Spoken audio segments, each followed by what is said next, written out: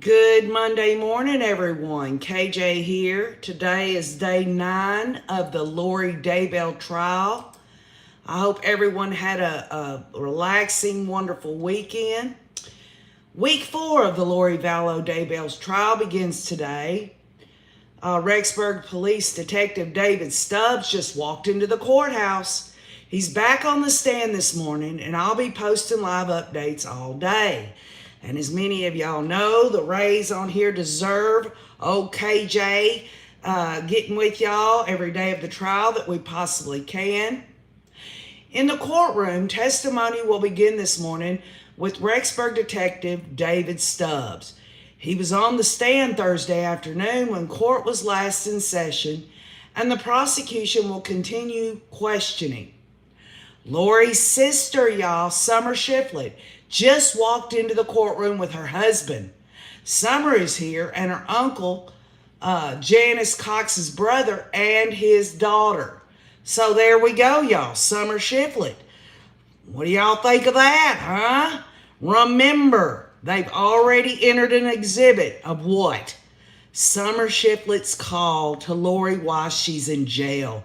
And it was told through the channels, y'all, and it can be confirmed, that her phone call with Lori is devastating. So we're probably going to hear this today because guess what?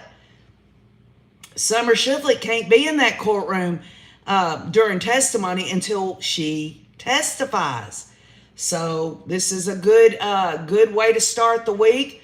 Again, we know that we've got Detective David Stubbs, who's going to be finishing up questioning on direct and also cross-examination from Lori Hussey Daybell's attorneys. Good morning, Sugar Butt Starburst, Mark and Melissa Wilson, Carrie Ann, I love you, honey, Heather Strock, Bjorn Holmquist, CC Johnson 67, Anne-Marie Atherton, Ron Hensley, Cat 8 Canary, I haven't seen you in a while, Dodging Bullets, Denise, Emily Boston, Harley 62, Tina Reddington, Dora Pinion, Cook Goose in Florida, Suchika, Heather Beverly, Jolene May, Mrs. Chief, Lisa Fisher. And just to let y'all know, I don't slow down the chat on here for one reason. I don't like slow chats, because if y'all are talking with each other and someone says hello to you and you've posted something, it takes a few minutes for you to holler back at them. Also, let's keep in mind, y'all, if you see any bots, you see anything derogatory and just plain out crappy, either ignore it, block it, or report it. Please do that for old KJ. The Rays in here, if y'all see someone with a question that I know as brilliant as the Rays are on here, if you can help me answer those, because I'm not going to be able to get to all the comments. And I would love to. I appreciate everyone being here. But again, I'm going to need y'all's help, Rays. Hey, Angel Don Meyer, Paul Top, Vix Tex. How's everybody doing? Now, remember, y'all remember, Summer Shiflett is going to testify, I believe, today. She wouldn't be in there. She can't listen to this testimony while she is testifying. Jim Archibald just shook Summer's hand, y'all. Can y'all believe this shit? Archie's shaking hands with old Summy there. Wasn't it Rob Wood? In the secret recording, Summer Shiflett said to him, "It's just a weird predicament to be in. I want to be there for my sister, and I want to be there for the state. I'm for both sides." And you know what, y'all? We've all, well, not all of us, but a lot of us have siblings that we want to be there to be supportive of. But, it just don't sit right with me. Lori has glanced back at her family, who are sitting in the second row of the center section. So this is the first time, y'all, that I've heard of. Maybe my brain is not working properly this morning, but none of Lori's family has been there in any of this. So you've got her looking back at family that's there. The bailiff is giving instructions to the courtroom attendees: no photos, no talking, and no snacking. And I think a couple of you Rays on here and maybe some newbies had said something to OKJ about how I'm always saying, give me a break.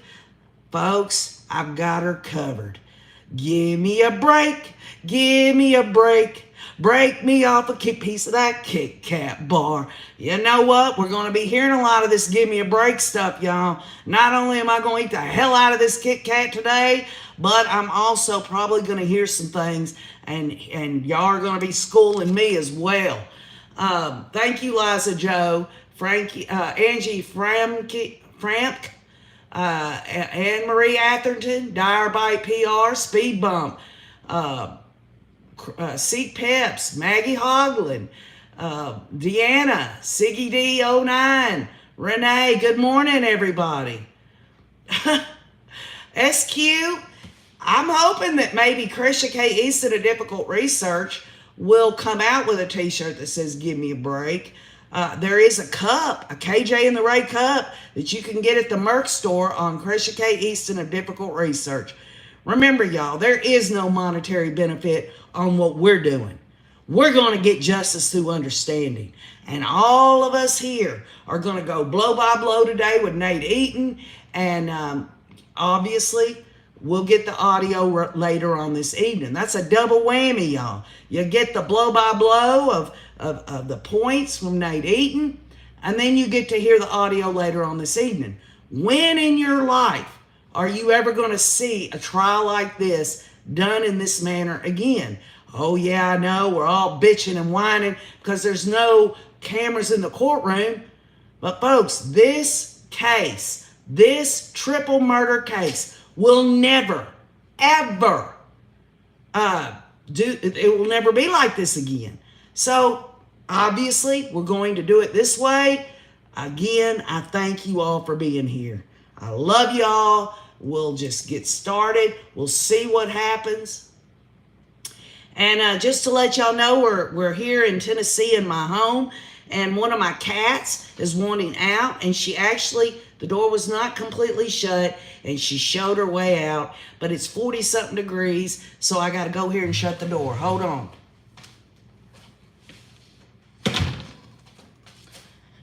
We don't have doggy and kitty doors here.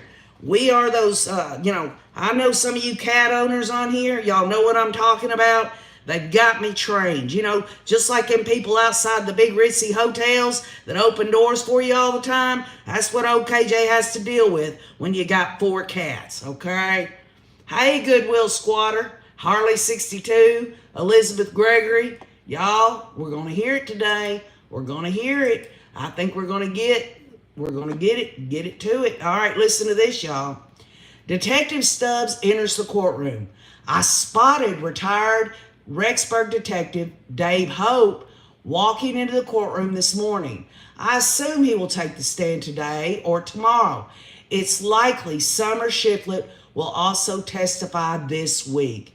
So, maybe they're able to be in there until testimony begins. I would really like to start the week off with Summer Shiflett, but we'll just have to be patient, y'all, as we have for over 2 years. Research, analysis, and you, the Rays on here, we're going to continue to get justice through understanding. Summer and family are sitting in the rows reserved for the prosecution, not the defense, y'all. There's a clue.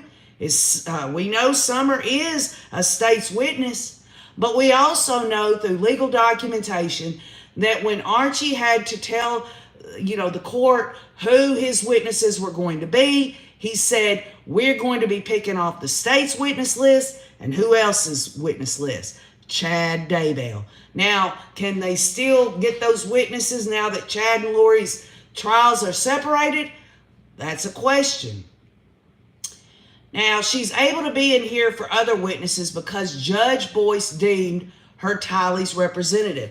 So that's something I forgot. I've just been reminded. Y'all know OKJ ain't 100% on everything, but remember they had that whole ordeal about Kay and Larry and Summer. Summer Shiflett is Tylee's legal representative and is deemed a victim, along with Kobe Ryan. So she's going to get to sit and see the testimony. So I forgot all about that. But, you know, she's in town. And Nate Eaton said on his Courtroom Insider Sunday evening, he said there are several people from out of town coming in. He didn't say who. And again, let's just kind of put this in focus. 24 witnesses have testified thus far. They've been clicking right along. And obviously, when you got the state saying we're on track, that's why they took their day off. Taxpayer funded there. The bottom line is this trial should wrap up, according to Nate Eaton, sometime in the middle of May. The days are going by, y'all, and we just got to continue to learn what we can learn, and obviously the real info comes in on the audio later on this evening. I don't know if many of y'all have noticed this. If you have been joining me during the day, we've gotten the blow by blow, but when we hear the audio in the evening, a lot of other stuff is said too. But you got to keep in mind that Nate Eaton can only type so much in a tweet. So I think he's been doing an incredible job, and we'll just see what happens. Stubbs was on the stand much of the afternoon on Thursday, and Nate obviously lets everyone know that if you want to be recapped on last Thursday's testimony, you can go to eastidahonews.com. And the reason I plug them is because I'm here getting this from Nate Eaton, and he deserves it, along with Justin Lum, who we've been told will be back to do live tweeting near the end of the trial. Yes, Demisi, we all love Nate Eaton and Justin Lum. They deserve a journalist award for their coverage from the very beginning on anything. All right, y'all ready? Let's buckle up, buttercups. Detective Stubbs describes how police searched the 3 units associated with Lori at the Rexburg complex: Lori's apartment, Alex's apartment, and Melanie Boudreaux/Pulowski's apartment. Stubbs says inside Melanie's apartment, officers found a binder, y'all, full of several credit cards belonging to Melanie and her ex-husband Brandon.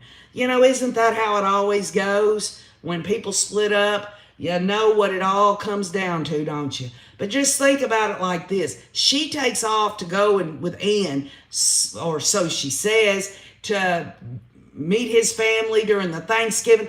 You know, what's interesting about it is they all flew the nest there. They all just kind of scattered, you know, and but he's saying they found a binder full of several credit cards belonging to Melanie and her ex-husband Brandon. Now, let's just stop a minute. They are legally separated. They're in the middle of child custody battle.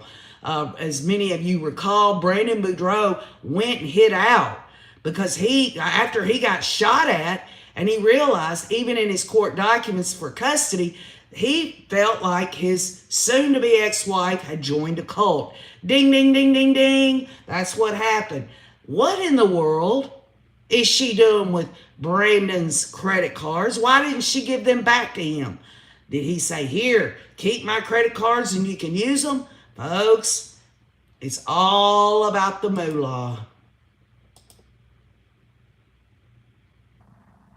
Trace on the case says, how do all these people just take off on their kids?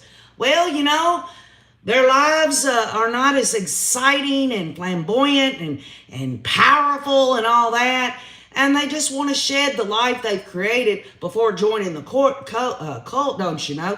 And remember, Lori told April Raymond in Hawaii, you know, you've done everything as a mother for these kids. Your time is done.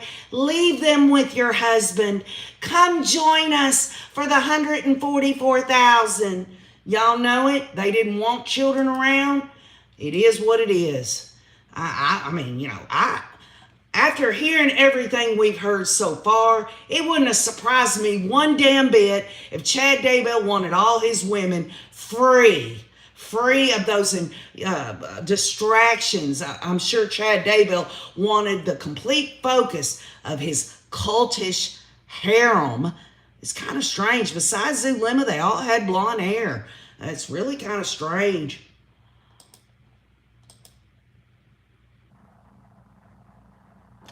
Amelin Boston says, imagine leaving Charles for Chad. You'd have to be mentally unstable. Well, folks, Lori had started reading these books of Chad Daybell. She'd already believed in multiple probations. Here's somebody that she felt was like-minded. Just as Jason Mao wanted to introduce Melanie Gibb to Lori because of their like-mindedness, and Melanie Gibb has the nerve to go on the stand and say it was Lori and Chad that introduced all this to her. Well, I'll tell you something. If you want to say that if that was true, then I guess like-minded means weak-minded people that don't know shit about the truth. Okay? That's what I say. Detective Stubbs has analyzed hundreds of electronic devices over the years. He's been to special classes and training to learn how to retrieve information on devices.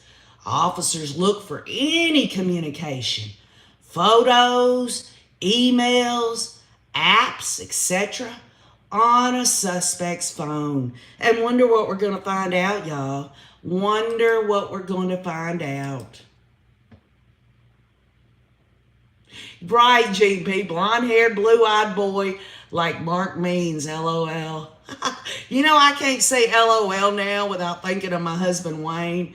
I'll never forget that little skit. I mean, he's so silly.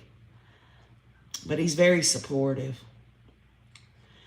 Now, Detective Stubbs says if Google or other types of accounts or apps are found on the suspect's phone, warrants can be issued to the companies for the info. Those companies, they store that, and Stubbs has worked with Amazon, Google, Fitbit, y'all, and other companies that return data after search warrants are served. And this goes back to Tammy Daybell, y'all. Wonder how they're going to put that together. Thank you, Gene P. Anyone that has something nice to say about my husband or my sons, you're my number one fan. I mean, I'm your number one fan. Excuse me. I'm your number one fan. I guess, you know, it is what it is. My family means everything to me. We're not perfect. We've got our issues, but we are a good family, in my opinion. Now, Detective Stubbs says several electronic search warrants were prepared in Lori's case. When asked for a number, he says, y'all, these warrants for Lori's devices there, he says 20 to 21 search warrants, y'all. Smith now asked to admit an exhibit. We're fixing to find out what exhibit we're going to look at, y'all. And you just think about this. In the background, when all of this was being investigated, you know, you got to get all these warrants. And then once you get the warrants, you got to figure out what is it that we're looking at? What are we going to collect as evidence? Folks, this was a multi-state, complex, several different law enforcement agencies involved. This was the biggest case that I have ever in my life run across. And then you look at the specifics about what happened in it. It's absolutely incredible and very devastating what they're trying to show to the jury in terms of getting a conviction on that damn hussy. Thank you, Barbara Hamilton. Yes, daughter of Scotland. Summer is there today. Is Crescia on Twitter? Let's find out, because we'll tweet from her too.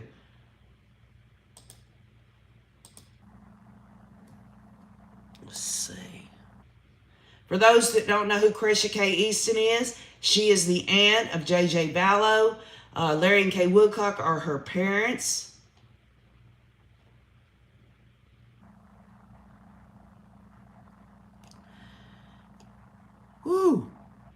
She's saying a lot here. Let me just fill you in on what Krisha K. Easton has said. Well, Summer Shiflett, a.k.a. Shish, is in the courtroom today. Lord help me stay close to the cross. And remember, y'all, Krisha K. Easton is in the courtroom as well. And she leaves that, as we all know, hashtag love always wins. Lori smiled when she saw her sister Summer, and Summer just shook hands with Archie. She's here with her husband, Jeff, daughter, uncle, and 2 other chicks I do not know. Fun times. I told Mom she should have brought her infamous potato salad. And we're going back on the record. Lori looks a little more rested today. Detective Stubbs has taken the witness stand and jury is walking in now. Lori's name was on the lease in apartment 107, and Alex Cox was on the lease at 175.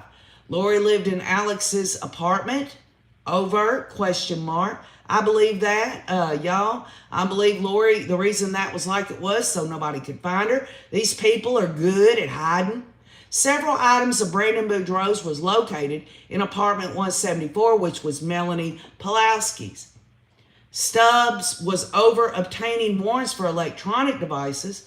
Rachel asks, like Google, Fitbits, etc. I'm telling y'all, Tammy's Fitbit has her story on it. Let's pray it does, says Krisha K. Easton of Difficult Research. For any of the days they, the third-party developers, acquire data from our devices, you can retrieve quite a bit of data from our devices. Generally, they give you what you asked for in a warrant, says Stubbs. Rachel asked if he could obtain search warrants for Tylee, JJ, Tammy, and he replied yes. Lori looks like a wet paper sack, y'all, just saying. Summer looks a bit sedated, in my opinion, or tired. Stubbs is talking about a summary of warrants for devices that were requested. Went to admit, and Thomas asked if he made voir dire, and he's asking specific questions about Stubbs' inquiries and warrants on this list. Stubbs says about 20. Thomas says no objection, and the exhibit is admitted. Remember, Rays, I've always said a victim's family member, whatever they've got to say is a hell of a lot more important than what anyone else has to say. Lori has been taking notes this morning, according to Nate Eaton. She does not appear to be looking back at her sister much. The exhibit shows 20 electronic search warrants that Stubbs prepared. It's shown on the big screen in the courtroom, and Stubbs describes the first warrant sent to Verizon for Lori's phone. So, folks, just to let y'all know, we've been usually doing Nate Eaton and Justin Lum, but Justin Lum had to go back to Arizona. And I've been looking at Krisha K. Easton's Twitter account all last week and the week before. And so now it looks like she's going to start tweeting. I don't know how long she will, but I will definitely read hers as well. She is absolutely in that courtroom with her family. And we've got to make sure that her voice is heard.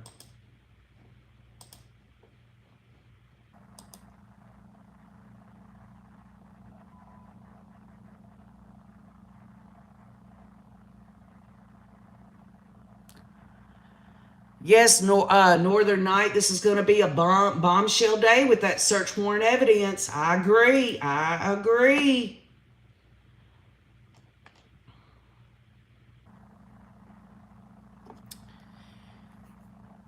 Okay. Other warrants included in the list are Google accounts associated with Lori. Stubbs says a mass amount of data was returned. Quote, because of the size of the data they gave us, we distributed it between myself and other investigators in the case, close quote.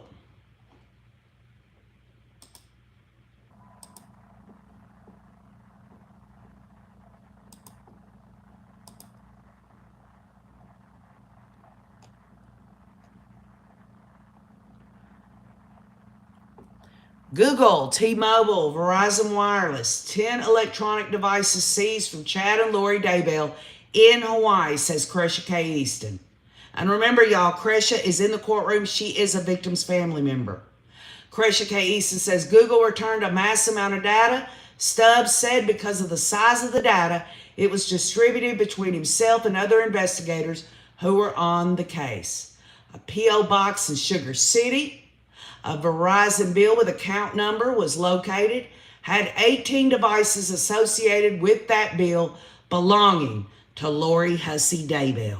And remember, y'all, because I'm going back and forth between Cresha K. Easton of Difficult Research. You can find her on YouTube under Difficult Research. Also, I'm going between her and Nate Eaton. So if it sounds like I'm saying the same things, it's because their perspectives might line up in some of the info, but we want to make sure that these voices are heard.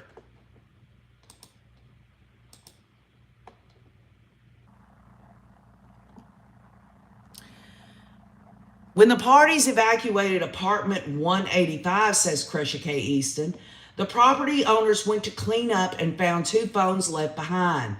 They surrendered them to the police.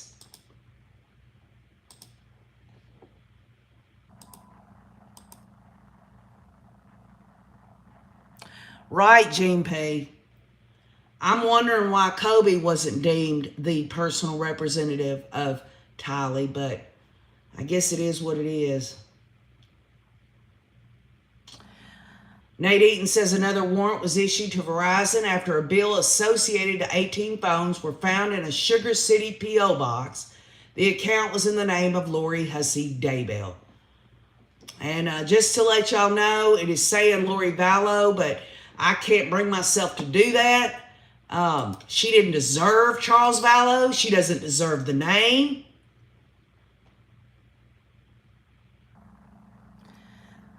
They were turned over to the police, and Stubbs says there were 2 email addresses associated to the from raylamar@gmail.com and Homer J. Maximus@gmail.com. Both email addresses belong to who, y'all? Alex Cox. That one slice of bread short of loaf. Basically, in my opinion and theory, the instrument of murder that Lori and Chad used.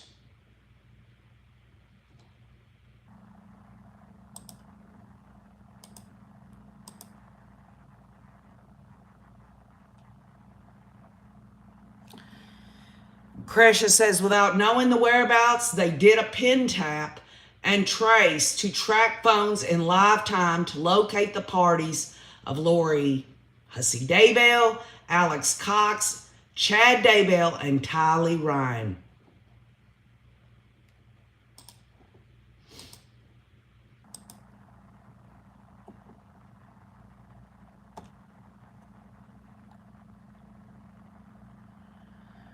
John Shepard says Chad murdered Tylee and JJ himself. Well, I'll tell you something. I can't remember who it was that had brought this to my attention, but do y'all remember when they were doing the autopsies and stuff, they took fingernail clippings and all of that was going to be sent off for DNA analysis? Well, doesn't it make sense now, y'all? Chad was scratched by JJ Vallow. You just let that sink in, and the person that brought that to my attention, I can't think of your name right now, but you know who you are. Excellent point.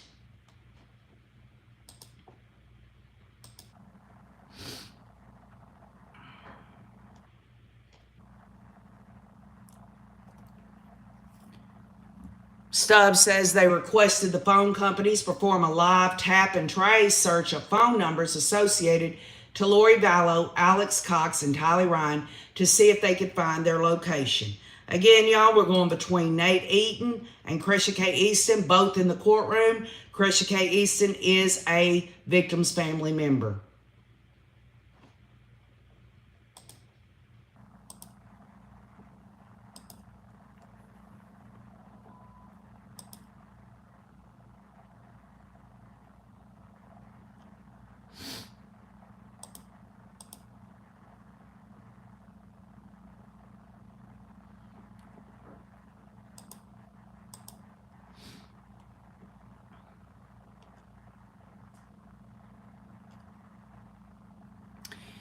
Crescia says Stubbs points out a note he made to a typo on 9347 in the 15 warrant, and they wrote the warrants to resubmit it to the carriers.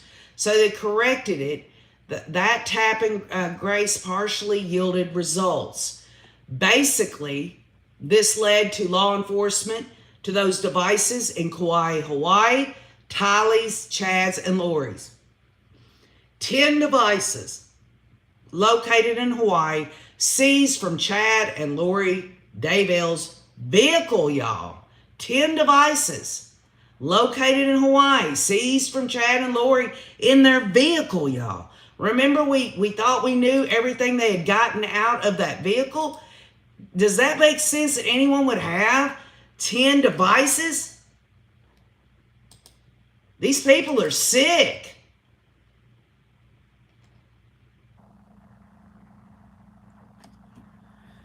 Stubbs says 2 of the phones traced to Kauai. He says when officers found Lori in Hawaii, 10 devices were found inside Lori's rental car and they were seized. Y'all, these people are criminals through and through.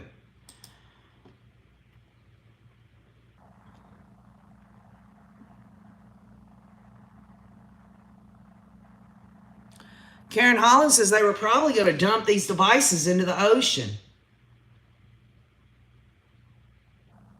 Denise Datilio, I don't know if Chad will take it all away or not, but that reminds me of something that Wayne and I were talking about last night. Wayne is my husband. I said, honey, Lori is going to roll the dice. She's going to go on the stand. And you know what he said to me? Yes, she's going to roll them dice and they're going to end up snake eyes. And I thought, and I told him, I said, well, I'm going to have to tell the Rays that. Think about that, y'all. She rolls the dice and it comes up snake eyes. She is a snake. She's an evil, diabolical snake.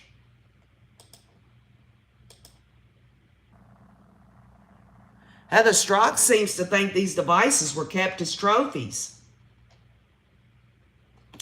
Now, Detective Stubbs says when items were seized out of the car in Hawaii, there was a notebook containing almost a whole page of email addresses and phone numbers.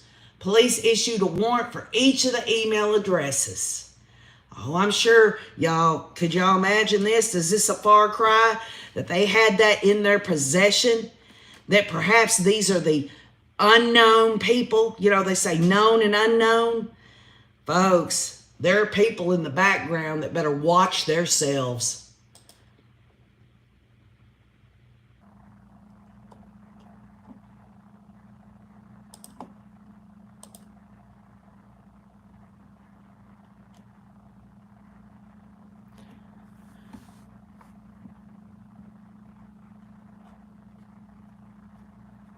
Now, Chris is saying in Melanie Boudreaux's apartment, some were found in her apartment, Samsung and blank, question mark, etc. They found a notebook with an entire page of email addresses in apartment 174. No stored data for the investigators.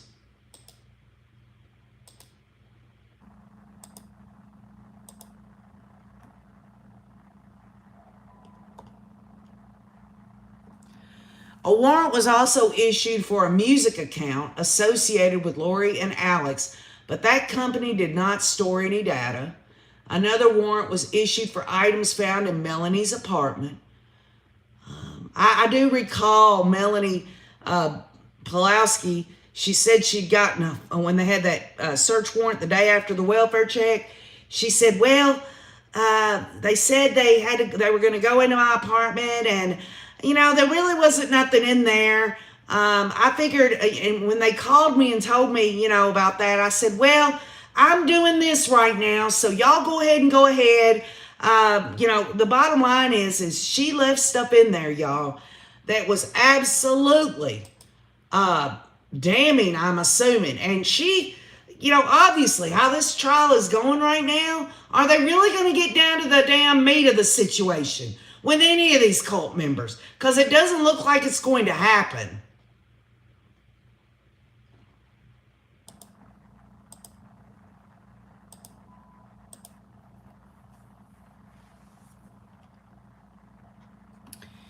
Crescia says the next warrant came into play after the kids' bodies were found. They obtained a search warrant to ping specific device locations needed to do it to get back onto Daybell's property. They had to do this, y'all, to get back on Daybell's property. Very interesting. I am so glad Crescia is live tweeting.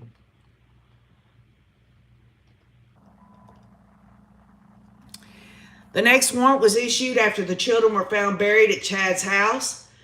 Detective Stubbs says the goal of this warrant was to get very specific readings of all parts of the property in relation to cell phone pinging. This was done in conjunction with the FBI. And y'all remember the FBI's CAST unit. This narrowed everything down where Chad Daybell can't say he didn't know that Alex Cox had been in his damn backyard and all that other stuff.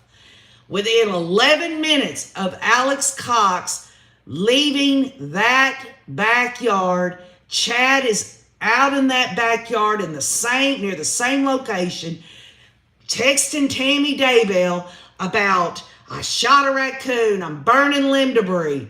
Give me a break, y'all.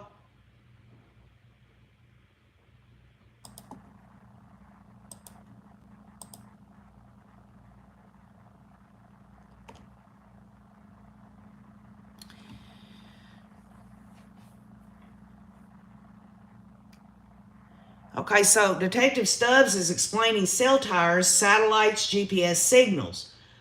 And it will show all your location.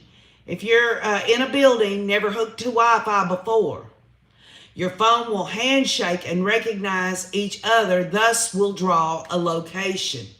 Cell towers communicate with phones and will give accurate data and locations.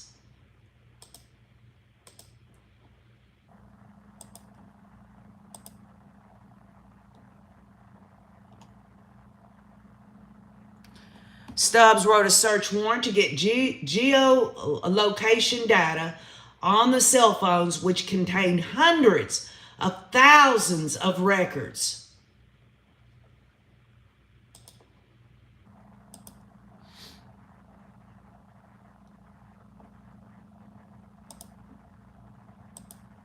Again, for those that are just joining, I'm going between Nate Eaton, who is in the courtroom, along with Crescia K. Easton of Difficult Research here on YouTube. She is the aunt of J.J. Vallow, and her mother and father are Larry and Kay Woodcock.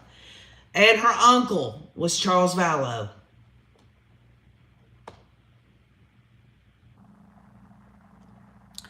The vast amount of hundreds of thousands of records were dispersed between investigators, including the FBI, says Crescia K. Easton.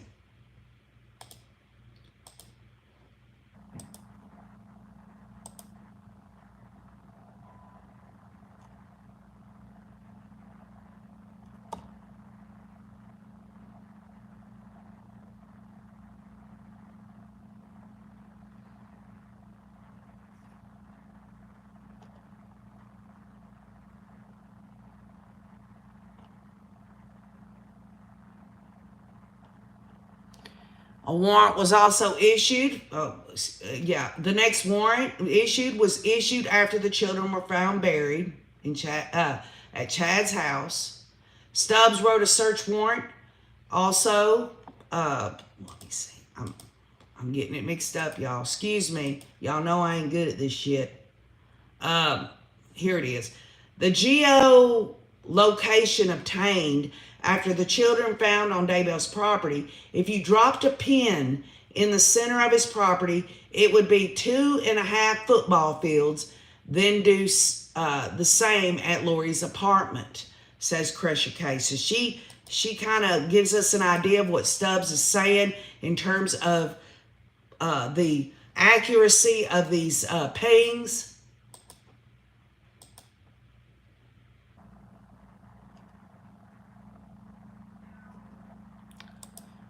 I just knew my cat would want out, and now the cat's going to sit there and whine and want back in. I'm sorry, y'all, or she will not stop meowing. Come on. Where you at? I hear you.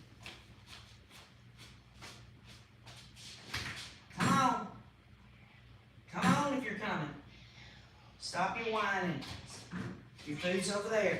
Go on. Sorry, y'all.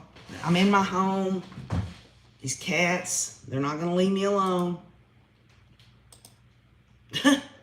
You're welcome, T. Sorry, folks.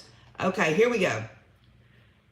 And this is echoing what Cresha K. Easton said in 80, and says the next warrant, if you were to drop a pin in the middle of Chad's property and make a circle 250 meters out, the size of about 2.5 football fields, and then you did the same at Lori's apartment and ballooned it out as well. This is a way for Detective Stubbs to explain to the jurors all about how they're able to do this geolocation, pinging, and all of this.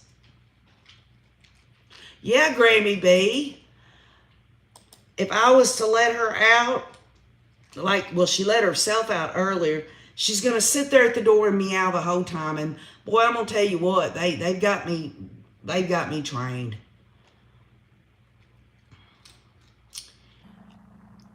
So Detective Stubbs says, we asked Google for any devices that would be within those circular fences.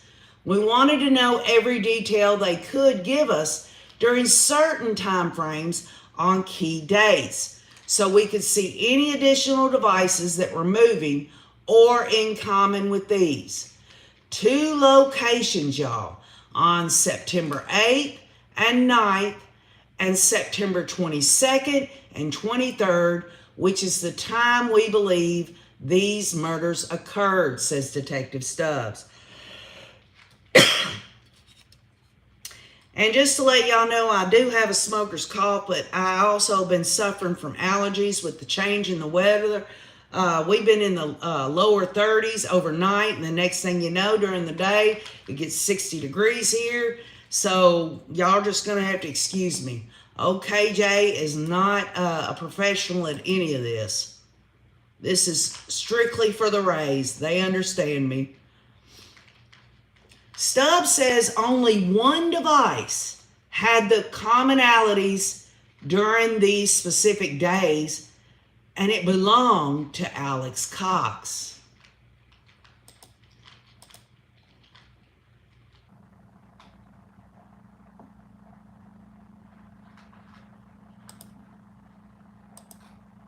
Is this where the defense will try to make it look like this was all Alex?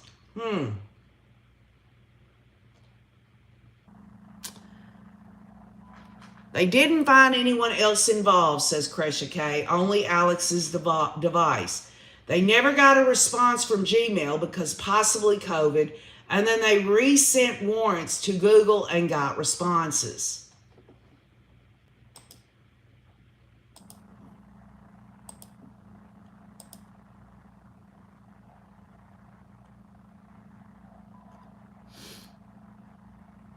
Thank you, Donna Shute.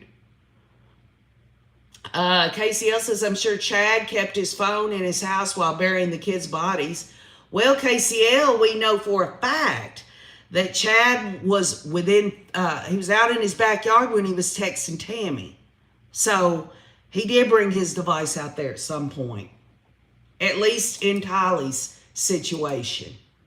And then you take into consideration that they've got empirical factual proof through GPS that Alex Cox was only out there during the time of taking JJ out there because he was transported out there. The state knows it. That Alex Cox was only there 17 minutes as opposed to 2.5 hours for Tylee. So the grave had to have already been pre-dug, i.e. Chad Daybell, that sling blade, crazy ass, nasty man, used to dig graves for a living.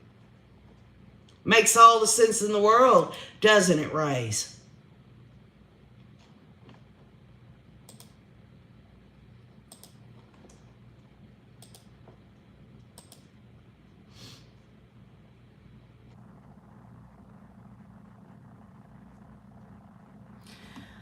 Cresha says when he wrote for that GPS fence warrant, Google doesn't just return with exact owner's name of that device.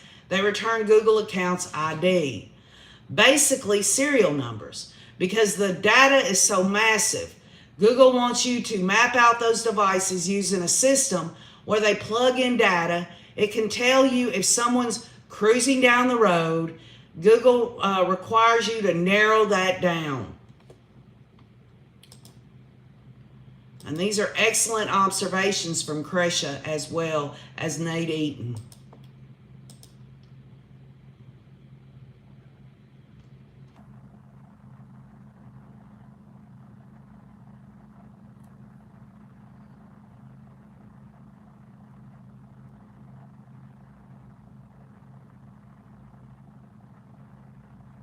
And y'all keep an eye on the chat room.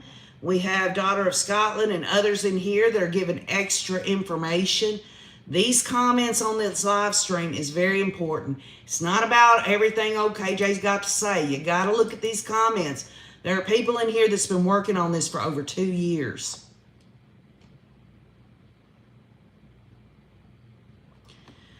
Stubbs describes Google response to the warrant with serial numbers and data, not personal information and names.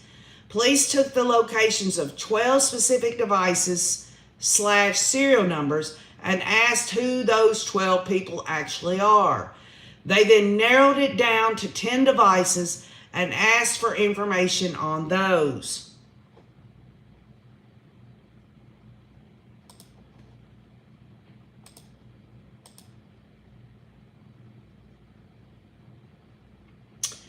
Marta is letting everyone know who's worked on this case for over 2 years. Thank you very much. That's what Marta wanted to let everyone know.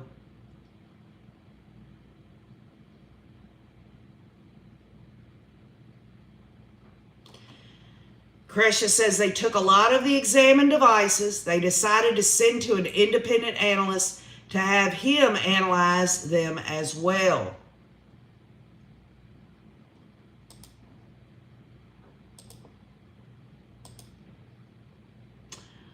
Barbara Hamilton, y'all are all so sweet and caring.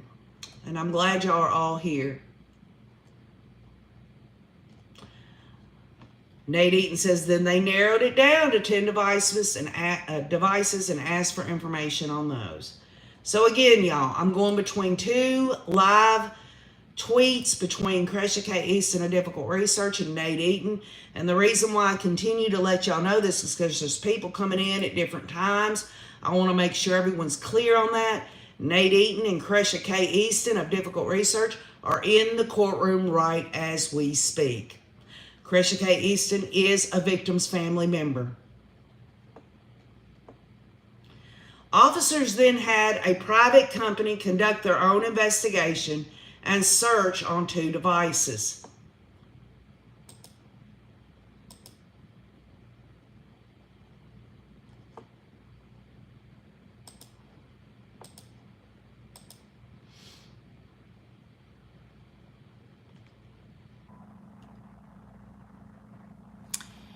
Kresha says Rachel asked about more specific devices, originally of Lori's. He says he did not find location info for her in December of 2019. The last time they interacted was with her with the body cam. Y'all remember Detective Stubbs and the body cam and all of that where Lori was lying through her teeth? Stubbs said it appeared they left in haste. They reached out to Chad, Lori, and Alex with no response. And why would there be a response? These people are guilty as hell, and they're like damn creepy-ass creatures crawling back under a rock, if you want to know the truth.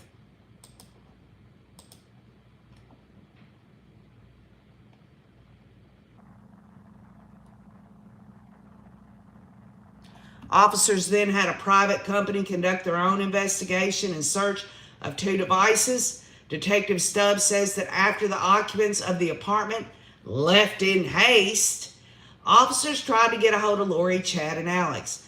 The next thing for us to do was to try and figure out where they went, Detective Stubbs says. This was December of 2019.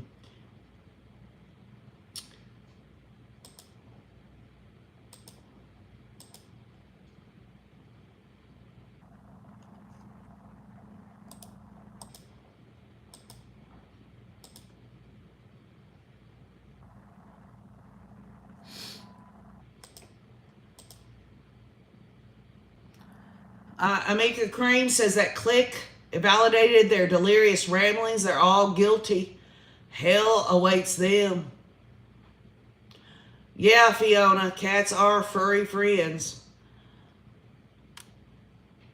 Maria P. wants to know if the neighbor's phone pinged. Well, I guess we'll find out. Oh, thank you, Zenaida Rivera. I send love back. We're waiting on a refresh on the tweets.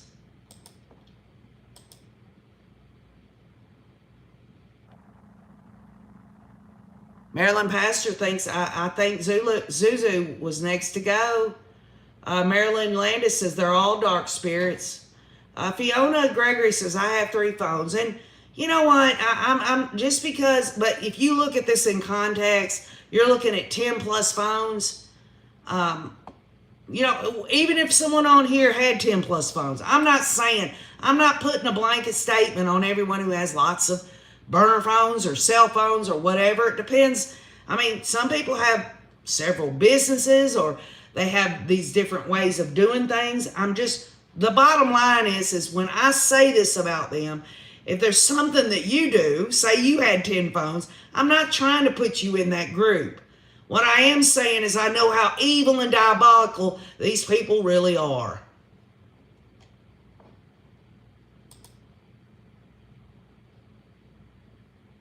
KCL said, they said Lori had 18 phones.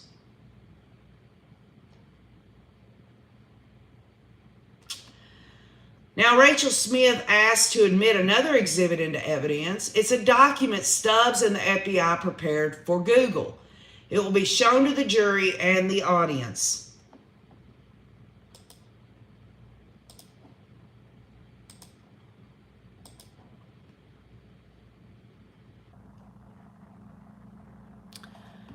Kresha says they were successful in getting data from Google and a warrant obtained.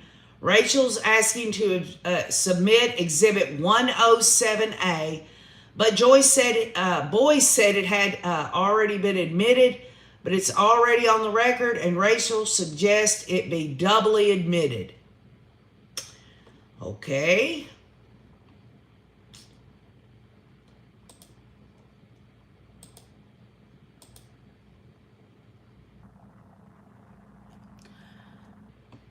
Okay, so the judge is calling for a sidebar and the jurors stand to stretch their legs. Sharon says, what on earth do you do with 18 phones? She might have been up to other things, you know. If she'll do what she did, the bottom line is she'll do anything.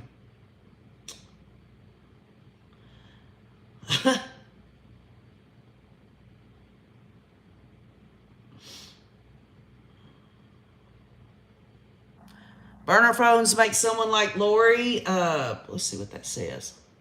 I hate this screen.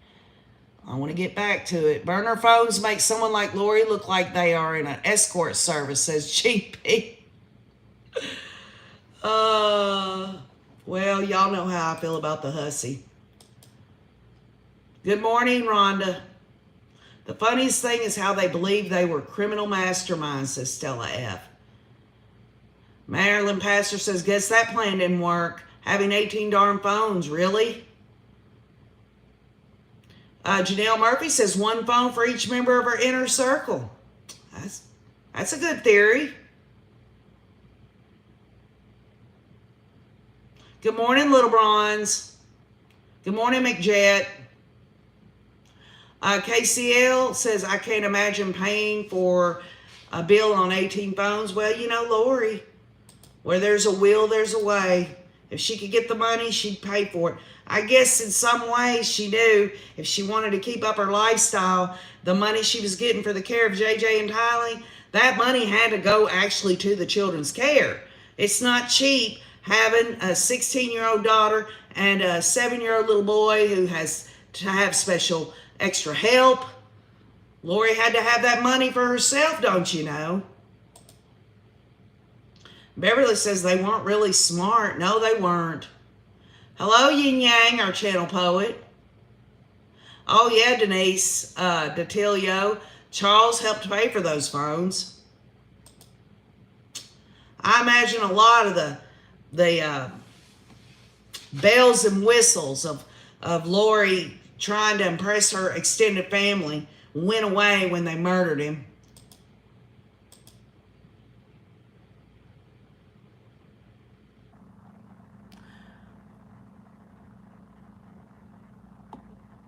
They're still in a sidebar, y'all.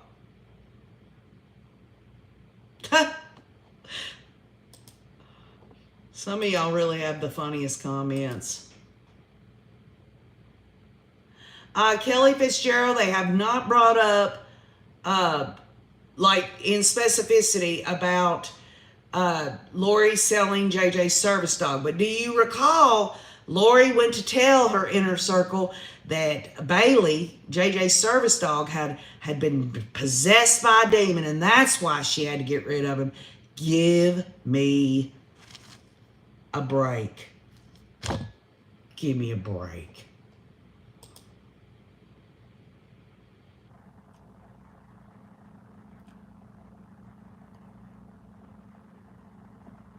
We are waiting. They're in the middle of a sidebar, y'all. Yeah, I mean, you don't know what's worse, dodging bullets. Lori and Chad spewing all this crazy ass stuff, or the fact that these people believed it. You don't know what's worse. It's scarier than hell. It really is, to think there are people out here that want to believe in that crap.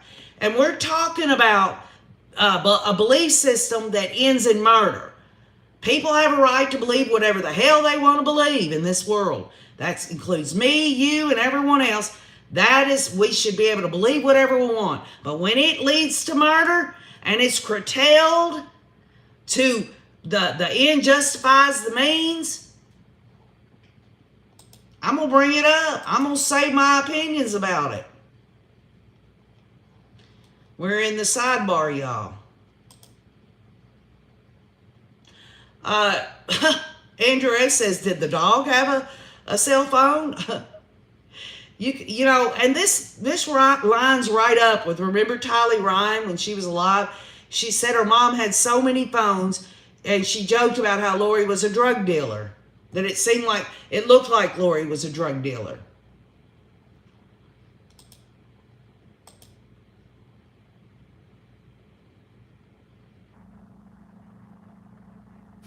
Michelle Wordle says, they're just crazy. They're just crazy. I'm going to tell you what, y'all. I mean, we've heard a lot. We have heard a lot so far. 24 witnesses. Detective Stubbs is the 24th witness, finishing up direct examination. We'll go through cross-examination. We're going to hear some mind-blowing stuff. I mean, you know, we've all said, the raise on here is like, wonder what these jurors are thinking, but think about the people that just decided, hey, I sure have been seeing a lot online about this Lori Daybell trial, but I don't really know much about it. These people that are going online to kind of get caught up and stuff, you know their minds are blowing, because that's what we went through as we learned the information this last 2 years. Through police investigation reports, through police interviews, legal documents filed. You know, the raise on here, you know, and that includes me. You can't go back and learn it all over again, and the shock of it. But I'll just say this: there are some new things that have been put into this trial thus far that the Rays and I did not know about. And that's what we expected. And in my view, I believe more should have been learned had the questions come out during direct or cross on these cult members. But obviously, we're looking at it. Rays know it. I know it. This is a watered down version.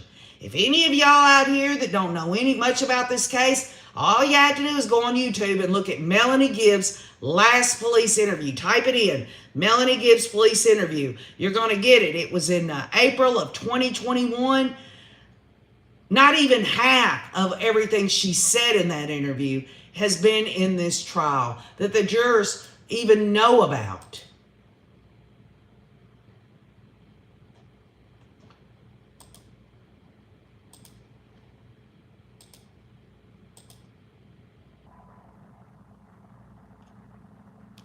Now, Judge Boyce calls for an impromptu morning break.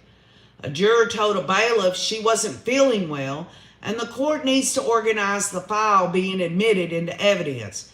Back in 15 or 20 minutes. Oh, Lord, let's all pray for this juror, y'all. I know we have alternates, but if someone's not feeling well, I don't know. They might have to excuse that juror and bring in an alternate. What do y'all think?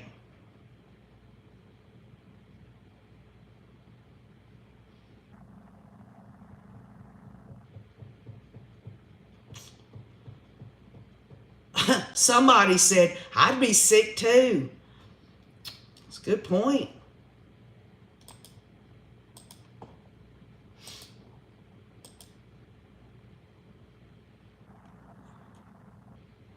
So, y'all, there might be a possibility that one of these jurors will be dismissed. I guess it depends on what they're sick from.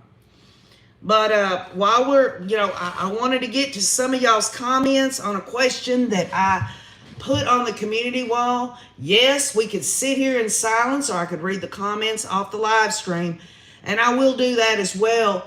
We're trying to fill air with content for everyone who's listening in. It's fine to have a little silence between tweets here and there, but we're talking about a 15 or 20 minute break. So I kind of want to throw these out here on the community wall. I said, someone had brought this up last week, or not last week, but last Saturday when we did Ray Room Chat, talked about, wouldn't it be neat if the jurors here could ask questions of different witnesses that have testified thus far. There's been 24. So I asked that question in hopes of getting some feedback from all of you. And so I thought, well, I'll read some of this. I'm not going to say that I can answer any of it, but they are very good, articulate questions. You got Janet Mosier, who says, my question is to all these people that joined in the podcasts, the secret meetings, the castings, and followed Lori and Chad. Was it really worth it to support them now that you know what happened to JJ and Tylee, Tammy and Charles? Since you have been given immunity, why don't you just tell the truth? It's a good question, isn't it, Janet Mosier? Brad Marshall says, I want more details on David Warwick's nightmare. If it is his worst nightmare, why can't he remember? And I believe that it was said that in kind of a way that he saw this destruction of the earth and fire and earthquakes, and there was people that were experiencing death and all that, but it doesn't go much further than that. And Bryn Marshall, I don't know. Maybe David Warwick will write a book about it so he can make some money and fool some more people into believing this crap. But the bottom line is he probably can't think of it right now, or doesn't want to expound on it, because maybe, just maybe, according to my theories and hypothesis, this nightmare never did happen in terms of a quote-unquote nightmare. I guarantee you it was a damn nightmare to be there that weekend that J.J. Vallow was murdered. It was horrific. It was horrific. And I think David Warwick, they had to come up with a reason, y'all, why Melanie Gibb called Lori and texted Lori, tried to call Chad and text him. Remember, y'all, Chad should have been at home Sunday evening with his wife, Tammy, who was still alive. Why would Melanie Gibb try to call Chad unless he knew? He damn well knew, she knew, that Chad and Lori were together that evening.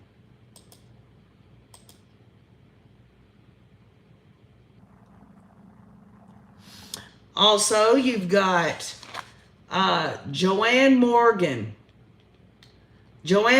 excuse me. Q&A for Melanie Gibb. Why did it take you feeling the heat before you cared about what happened to anyone else? And what did you get in return for selling your soul to Lori? Boy, these questions are like a two-edged sword, y'all. Patty Ann Patty Ann Sponderings says, I really want to know when the medical examiner will testify. I want to know the kid's cause of death, and I do think Melanie is responsible for not reporting, especially when she knew what was going on, that Charles and Tammy had died, and Lori said they were all zombies. She should have had red flags go up. Maybe the kids could have been spared if she had spoken up sooner. Who knows? But she irritates me along with the rest of them. Yes, we all have talked about that, Patty. Again, y'all, my theory about this is they knew all along. If people want to believe every aspect of Melanie Gibbs' testimony, just keep in mind this: the most evil of people, they lace the truth in with their lies. And there is no corroboration that lines completely up. And you've got to keep in mind, y'all, Melanie Gibb and David Warwick had 2 years to get their shit together on what they were going to say to corroborate each other. It's still not happening because they keep changing their story. Does anyone ever remember any time that the last time that Melanie Gibb and David Warwick saw JJ, who was brought in by Alex, asleep on his shoulder, a tender moment, but nobody said anything about this scratch on Chad Daybell's neck and the fact that in testimony they're saying JJ came back down. Nobody's talked. You would think any time JJ was around that would have been important to bring out in Chad's preliminary hearing, in these police interviews. And if someone wants to say, well, KJ, maybe they eventually got to the meat of it, and this was something the state found out, say in 2022 or something. Well, if something that significant would have came out immediately, not later on, and if it did come out later on, then why did it take so long to come out? That's what I want to know. But I'm never going to know. It just goes back to, all this about the red flags and all this and that. Just as Patty is saying this, Patty Ann, the bottom line is these jurors have got to be asking this question themselves. Anybody would. They're not just, a juror member's not just going to sit there and believe every bit of the testimony. But with that said, it would seem they would lean toward more of wanting to believe law enforcement officials or professionals and not these damn cult members.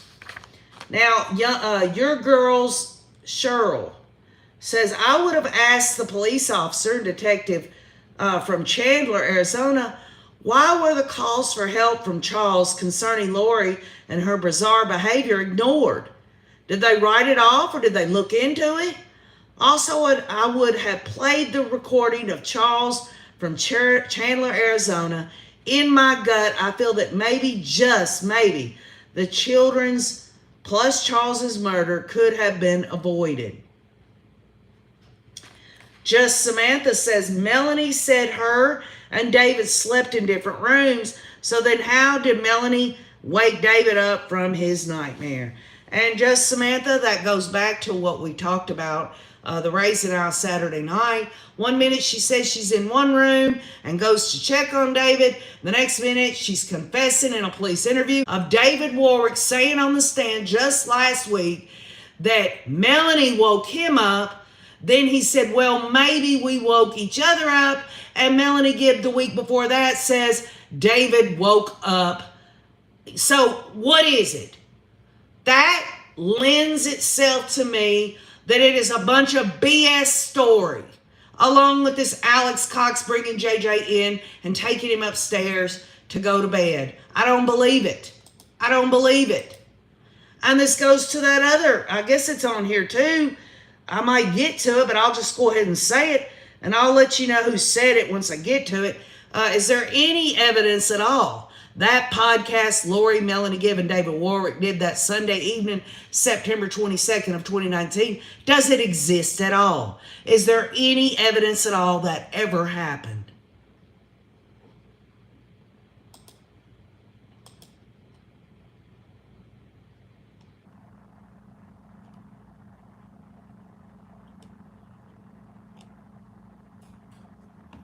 We are waiting in a 15-20 minute break.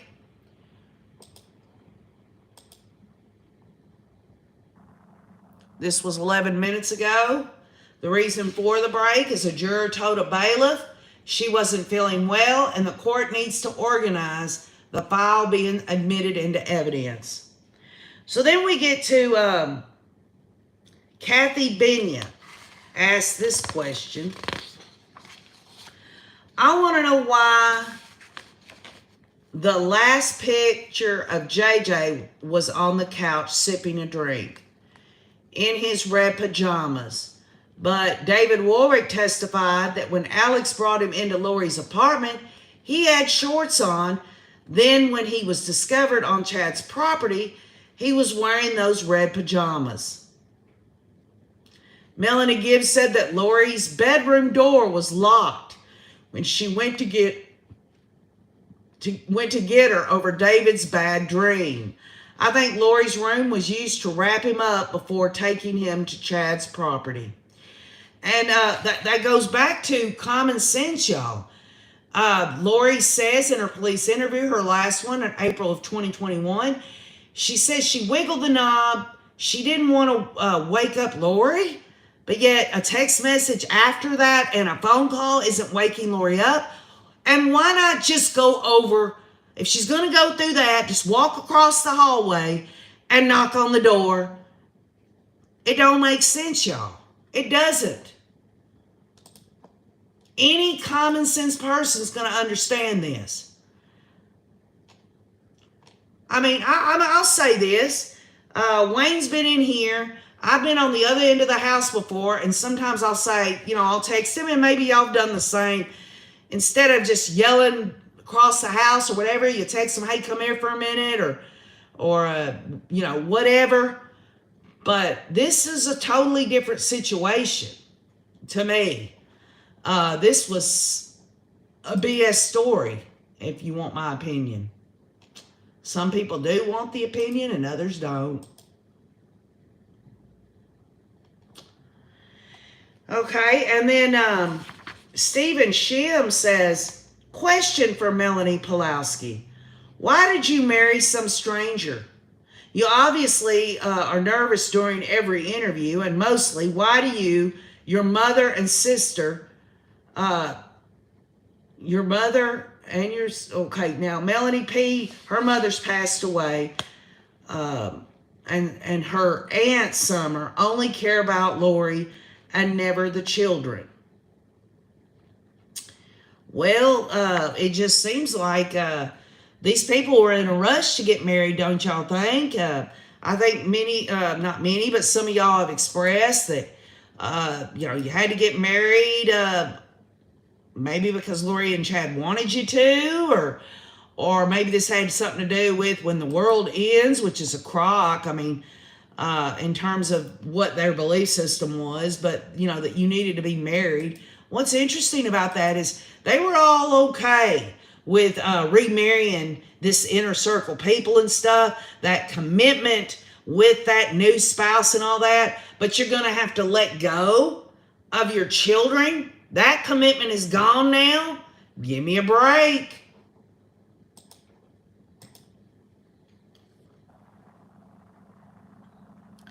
Now, Tina Hammond says, question to the detectives. Why did Lori and Tylee leave the house with no shoes on when they knew they were taking JJ to school?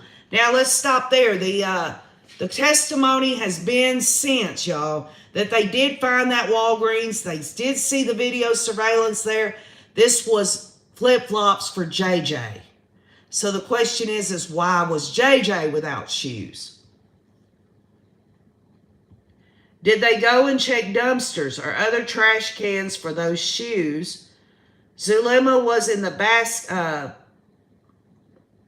basket you wanted Alex to make the morning right before his death. What was the name of the drugs Alex bought when he went to Columbia? We don't know that. If going to the church and temple every day and doing castings and Tylee was a zombie, why were any of them believing Tylee was at BYU, Idaho? The church cult, what is the time frame of being a zombie to death? Oh, that's an interesting question. Are these undead zombies? Or, Charles' name changed 3 times before death. What was Tylee's name? And it was brought out in the testimony that Tylee was named Hillary. And what was JJ's name? There was never a demon name given to JJ Vallow. Was Chad's neighbor deemed a zombie for hearing the kids buried on Chad's property? I don't know. The babysitter wasn't it a red flag as to why she was being hired when Lori said Tylee won't babysit for free and now you are being hired?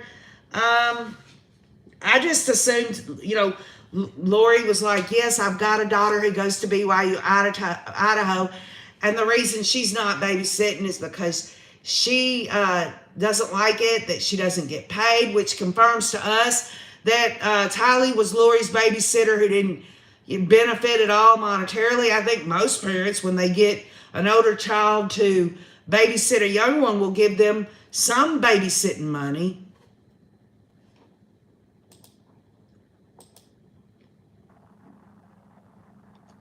We are still in an impromptu morning break.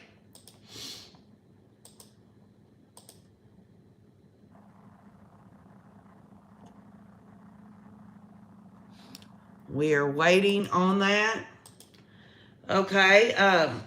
Bryn Marshall again says, if Lori's mom gets called, I would ask why she lied about talking with JJ and why the hell she has such horrible skin. Damn, girl, get some olive oil. Well, that's true. She told everyone on national TV that she had heard from JJ when he was already dead. I mean, common sense says she was covering for Lori, just as Summer was at the time, just as Melanie Pulaski was at the time. Melanie Pulaski says it was a planned move, but they admitted into evidence last Thursday the whole house of Lori's and all the things that were left behind. If you are going to do a planned move, you're going to move out of there, make sure the rental is clean so you can get your deposit back and all of that.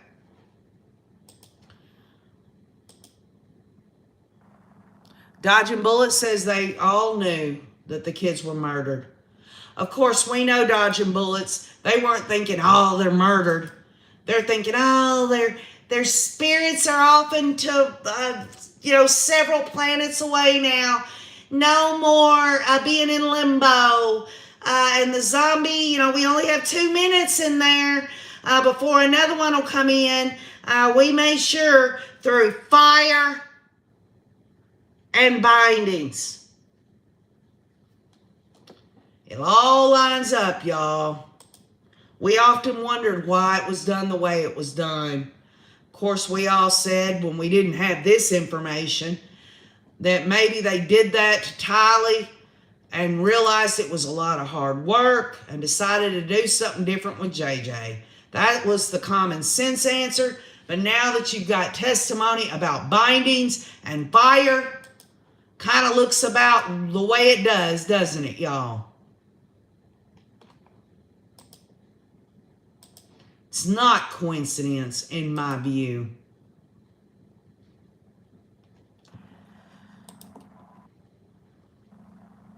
So, Dawn asks a question of Melanie Gibb. You knew Lori and Chad's consequences for dark zombie souls, which was death. Did you know the difference between right and wrong? If yes, then why didn't you alert the police? And I think that's a question all of us have asked. Melanie Gibb absolutely knew from the very beginning everything that was taking place in terms of what they did to Charles Vallow before he was murdered, after he was murdered. this whole situation, standing there with Alex Cox and Melanie Pulowski after the attempt on Brandon's life. Melanie Gibb, she knew it. She knew what was going on. She knew right from wrong. She absolutely knew it. Yeah, Fiona Gregory, I don't really care much for these breaks, but maybe they'll go on through all this till lunch, unless they decide to take an early lunch. Wasp Wart says, to any and all witnesses, was the podcast recorded and aired, the one that I spoke of earlier, when and where is it? Again, Wasp Wart makes an excellent point. There is no evidence that an actual podcast actually took place. But then again, don't you think they would say that? What do you think they were doing all that evening, huh? We know around 7-something p.m. in the evening, Lori sends Melanie Gibb a text message saying, be there soon, getting JJ to bed. Yeah, right.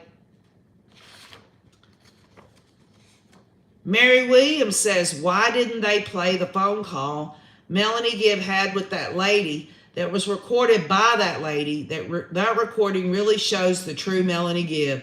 And Mary Williams is speaking of this recording that this woman did of Melanie Gibb near the beginning of this case, where Melanie Gibb is calling her. I think it was a Crime Underground or something released it, but you can go on YouTube and type in Melanie Gibb's phone call.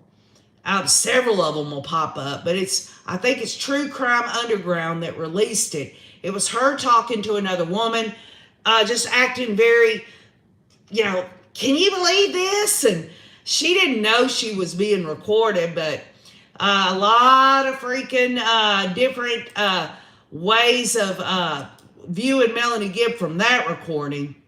She's almost in a lighthearted conversation with this woman.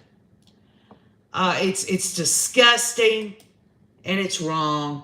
And I don't know why they wouldn't release that, but it is what it is.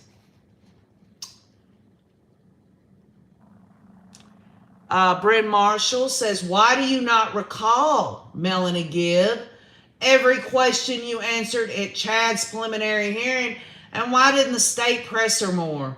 Well, I can tell you this, Bryn Marshall, the state's not going to press her more because that's the state's witness. And in fact, they've had kid gloves on their state's witnesses, i.e. the cult members, all this time.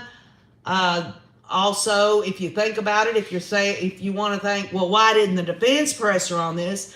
Well, Lori Hussey Daybell wanted her speedy trial. John Thomas and Archie there stood up in court a while back and said, our client wants this speedy trial. We're not ready. So maybe they didn't have time to go through the voluminous amount of discovery.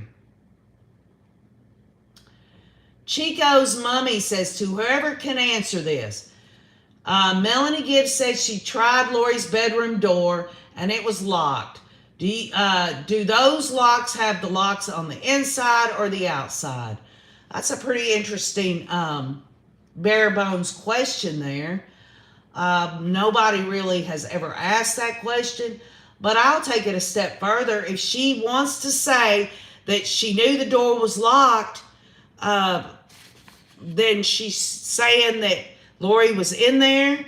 And if Lori was in there, then why even send her a text message and call after the fact? Why not? This time you didn't jiggle the knob to find out it was locked. This time you're knocking on the damn door.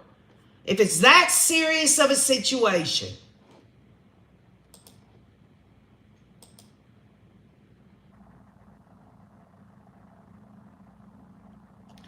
All right, now court is back in session. Jurors have taken their seats. We're reviewing a document stubs attached to a warrant submitted to Google that contains names, email addresses, etc. of people associated with Lori. All right, give me a break on it, y'all. I'm fixing to open up my Kit Kat bar here. It's going to be good. I got the big one too. I got the king size version.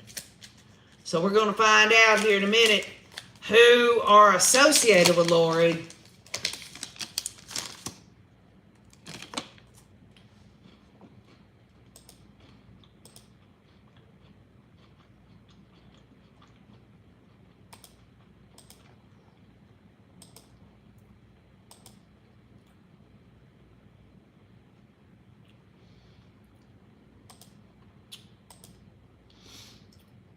Haven't heard back from Crescia K. Easton yet, but I'm looking. I'm curious to know if that juror member is still there. I was hoping Nate would know who that was that wasn't feeling well and let us know whether they've been replaced by an alternate juror.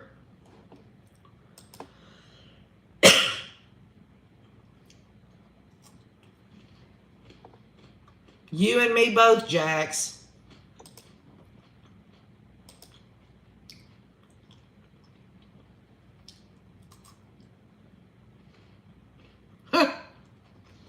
Marilyn Pastor says Warwick and Gibb have convenient amnesia.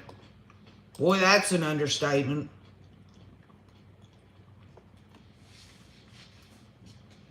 Now, Detective Stubbs says some of the email addresses were connected to burner phones, pay-as-you-go phones, purchased at Walmart, or other stores often limited in use.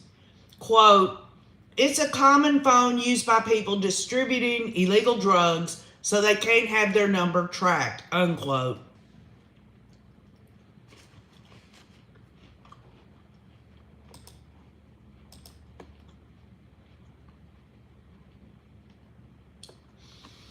Well, I don't know if any illegal drugs were through all this. If there was, it would have been Alex Cox going down there to Mexico. But I don't see that being the thing. In fact, what I see it is distributing bullshit instead of illegal drugs to all these stupid cult members. That's what I think it was. Distributing.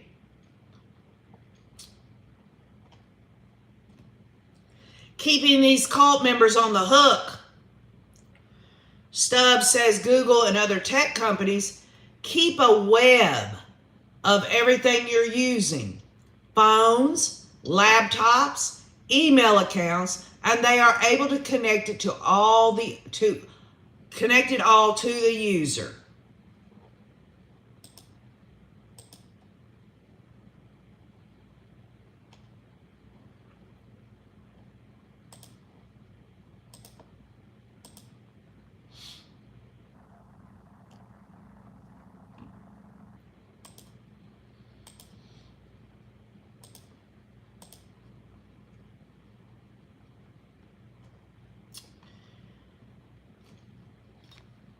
Good morning, Candace Parr.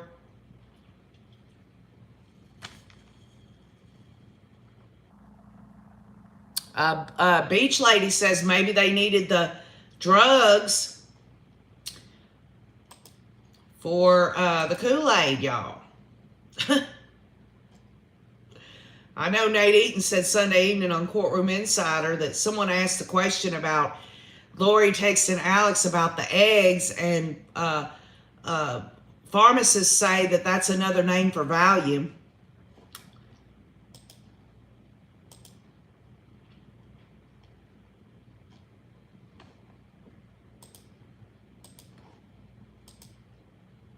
Hello, Paisley Dreams. Renee says, I agree, the crazy walk among us. All right, Stella F., enjoy your class.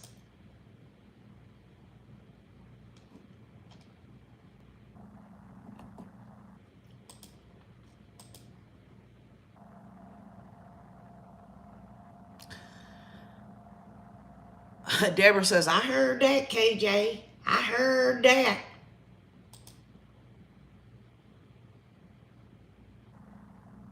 If any of y'all are having audio issues, please exit out of this whole thing and then come back in, is what everyone's saying.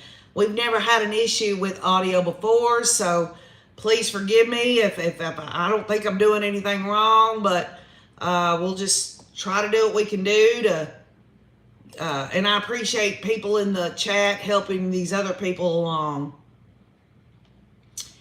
All right, y'all, how about this?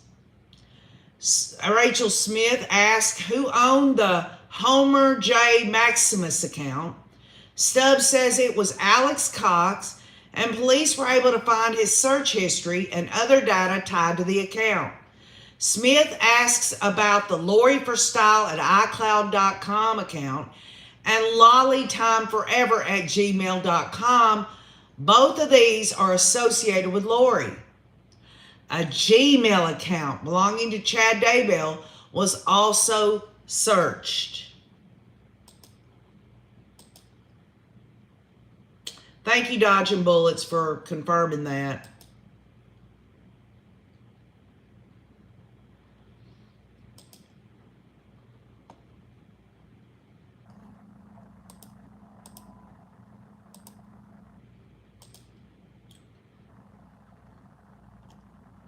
Okay, so I haven't seen anything more from Cresha K. Easton at this point. It's been 40 minutes since her last tweet. So I'm gonna keep, I'm gonna keep an eye on that. I'm not sure if she is wanting to continue to do this or not, but again, her voice does matter, being a victim's family member.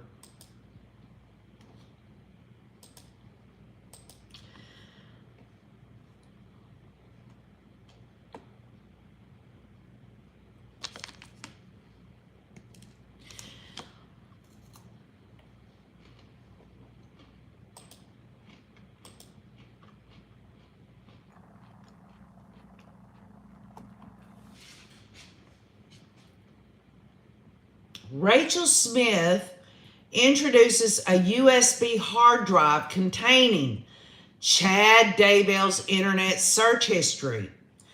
By the way, the juror who complained of feeling sick is back in her seat, as are the rest of the jurors. Thank you, Nate Eaton. I appreciate that.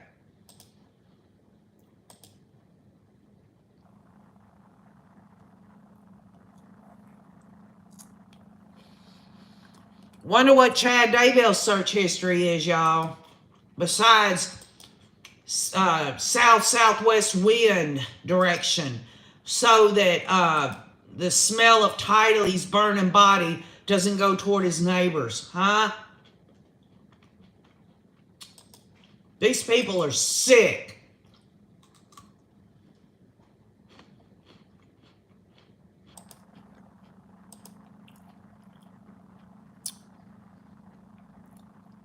Hey, Donna Donald, good morning.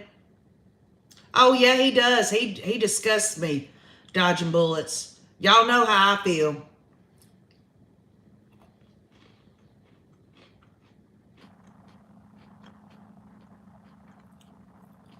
Yes, that's right, Liza Joe. That phone call that Melanie Gibb did not know was being recorded is dripping with disgust. Hey, Marvin.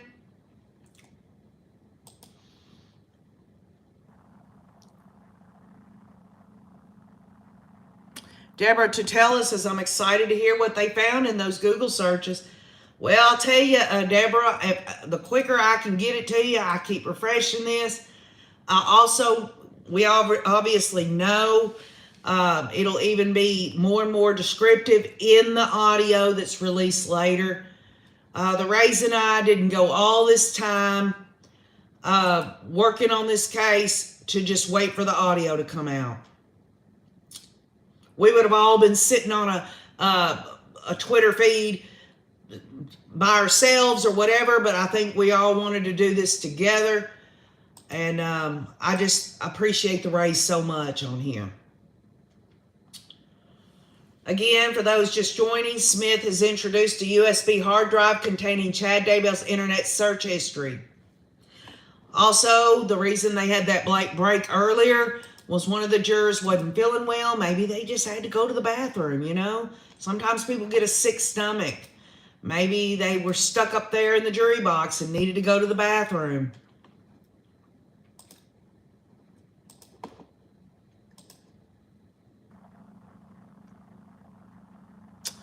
I'm so glad y'all are here, dodging bullets.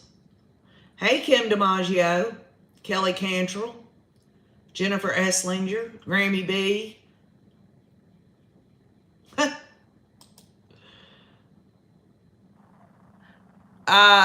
Fiona, they're hearing a lot of BS.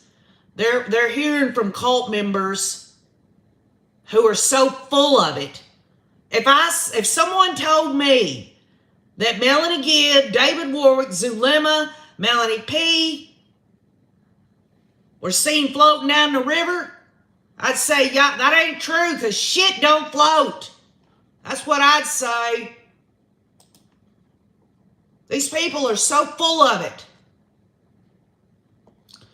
Now, John Thomas objects to admitting the thumb drive after questioning Stubbs about how he knows what exactly is on the drive, and Boyce overrules the objection. Well, of course John Thomas is going to object. Some damning stuff's fixing to come out. And John Pryor, if he's sitting in there, which Nate hasn't said he's there today, but he's been there several times every day, he better be taking a good hard look at his client's damn thumb drive. Chad is screwed. So is Lori.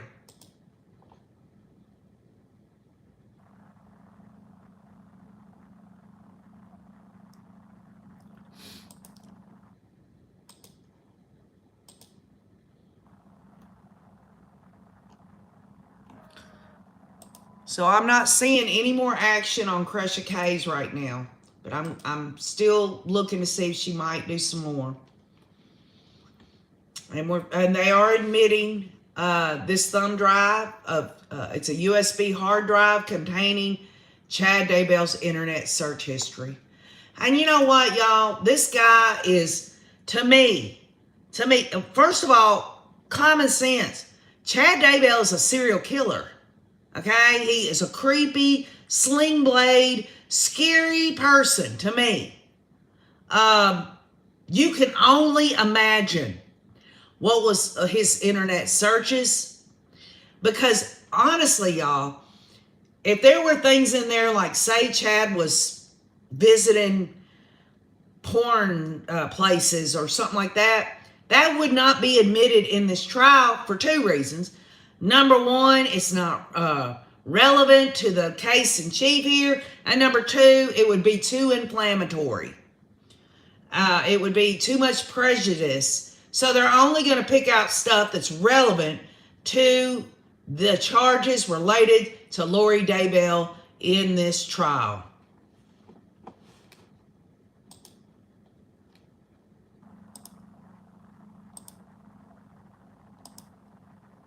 But I wouldn't be surprised.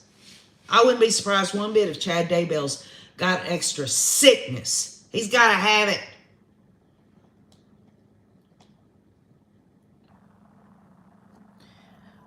I guess this is really what it comes down to, and many of the Rays already knew this, but Detective Stubbs says in reviewing Chad's search history on September 8th, the user of the account looked up what the wind direction was going to be for the next day.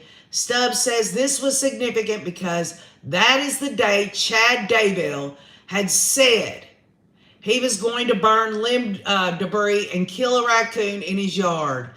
The wind search said it would be south-southwest.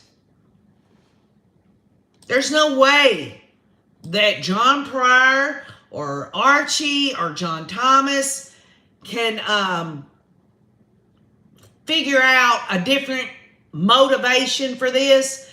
And remember, yes, this is about Chad Daybell, but this goes back to conspiracy. Two or more people are in a conspiracy. Only one has to do an overt act toward the conspiracy. There's been many overt acts, And it's all been interchangeable between Lori, Chad, and Alex. And if you really want to get down to the nitty-gritty of it, this conspiracy of murder, I can't see that these other cult members were in that conspiracy to murder, but they sure as hell was in a conspiracy to cover this shit up.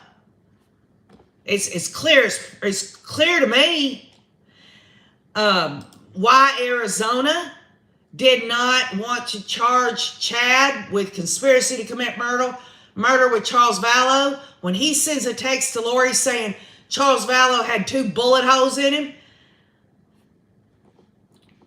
the way they talked with each other, the way they were talking about the insurance, the way that they got proof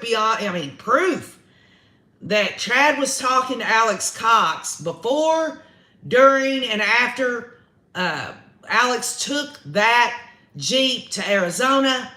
You top it all off with Lori and Chad on surveillance at a storage unit, putting in a Jeep seat and tire so that Alex can cleanly shoot out of the back of the Jeep. Y'all know how I feel about Arizona, and specifically Chandler. Now, Rachel Smith walks up to the witness stand to insert the thumb drive into her computer so Detective Stubbs can verify the evidence. Thomas also walks up to observe.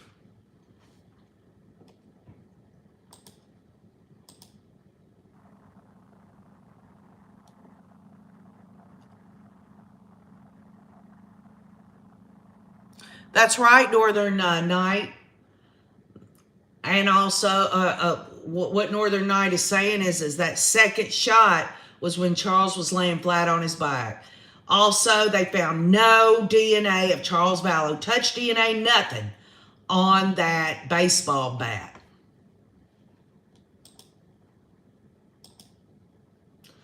But this goes back again. This is kind of unrelated, but this goes back to the DNA.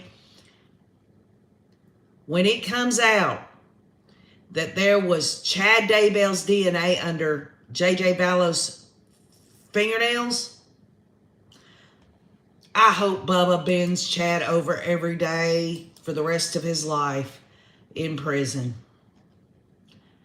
and makes Chad Daybell pretend that he's enjoying it. That's just my opinion. That's right, somebody.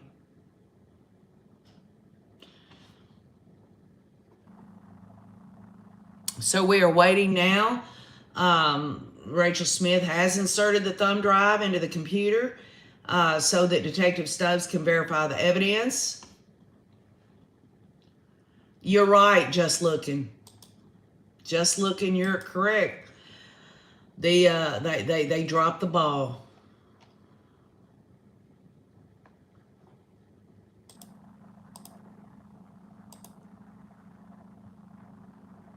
Kelly Cantrell says, don't worry. There's a lot of Bubbas where he's going.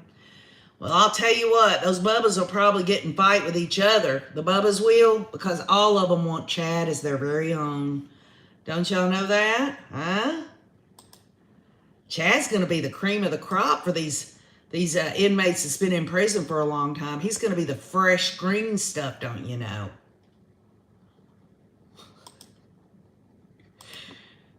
Oh, I guarantee you there's 2 types in prison. There's the dominant ones and there's the submissive ones. And Chad Daybell will be just sweet as honey. Y'all wait and see. Well, we'll never know, but we sure can dream about it.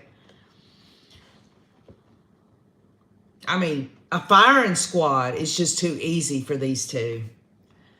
They need to live it out. They need to live out their king and queen existence in prison for the rest of their days.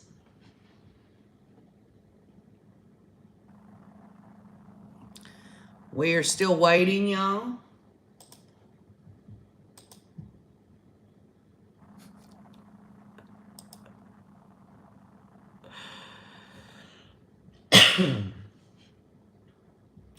Nita Smith, why I am keeping up with the trial is this trial is absolutely, it represents so much about how people will use their belief systems to justify criminality. I've met the victims' family members. They're good, loving people. But then again, most people that are victims' family members. Ever since everyone in the world has ever had anything like, murder happen, they do deserve to receive justice. And this case touched me and the Rays in so many areas. It represents so much, and we want to learn. We want to seek justice through understanding in all this. I hope that answers your question. And Cleta wants to know if there is Vaseline in the commissary.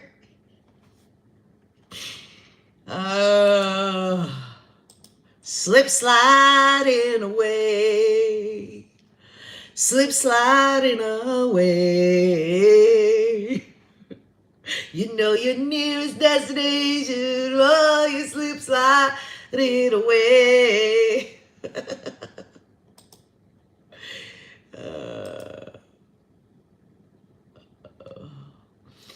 Well, I'll tell you what, Jewel Box News, you're right about using the Bible for their own evil. But I would say a lot of this had to do with the Book of Mormon, be honest with you. I mean, yes, it had something to do in it, just because, let me just make this clear, and this is another reason. When somebody wants to use Jesus Christ to hide behind and say that gives them, they're valid and all this and that, and they do something like this, this really rubs me the wrong way. It's like it really, really upsets me.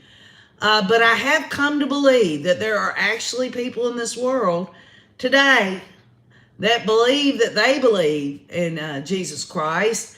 And I have found out through these people, these cult members, that whoever they're talking about isn't the real Jesus Christ. So ain't no way anybody's going to tell me that Jesus Christ wanted them to do this. It's scary. We're waiting, y'all.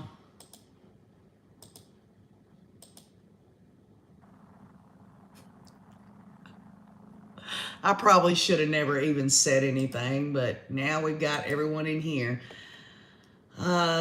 Yeah, Cindy K. Cindy K makes a great point when Kobe was in the phone call with his mother, when he brought up Jesus Christ, the Savior of the world.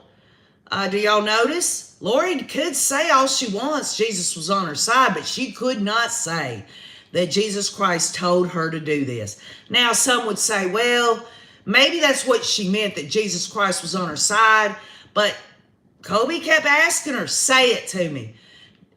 Tell me Jesus Christ wanted you to do this. She never did. She never did.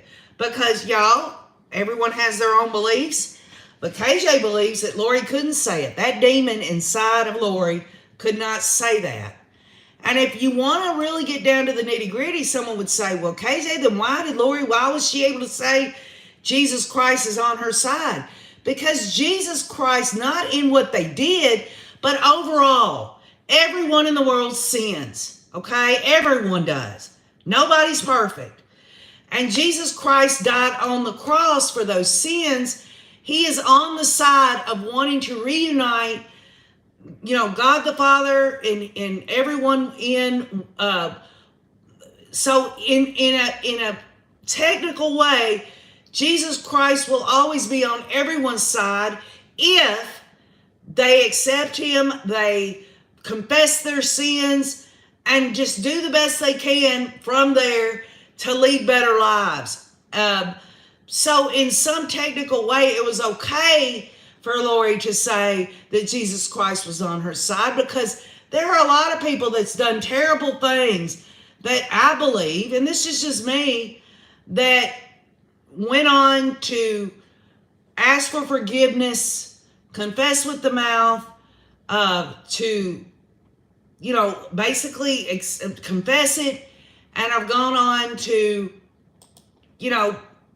have Jesus in their life.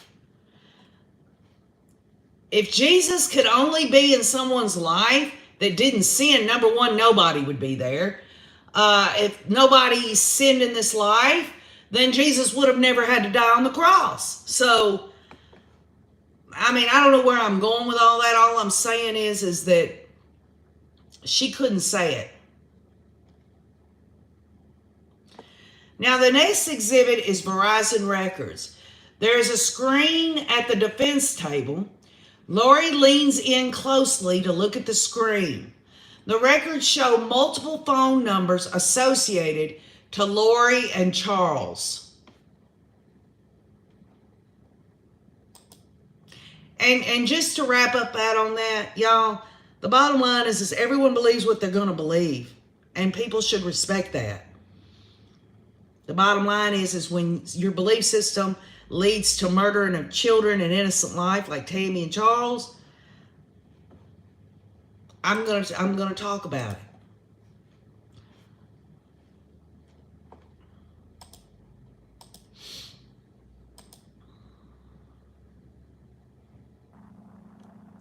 Well, Roxy, Lori can say all she wants that she's done nothing wrong. She can say that all she wants, but isn't that been her go-to the whole time before she even murdered anybody? That was her go-to. She's either the victim or she's right.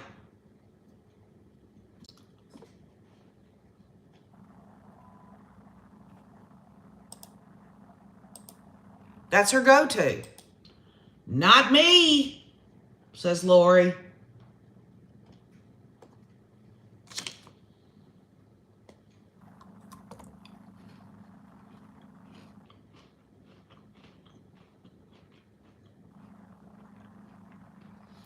I don't know about that, dodging bullets, but if Alex Cox can spend 2.5 hours in Chad Daybell's backyard, burning up his niece, chopping her up and burning her and putting her in the pet cemetery, along with Chad's help, I believe, and then going from there to eat at Del Taco, that tells you everything you need to know about how sick and nasty these people are. He worked up an appetite, y'all, doing what he did. It's disgusting.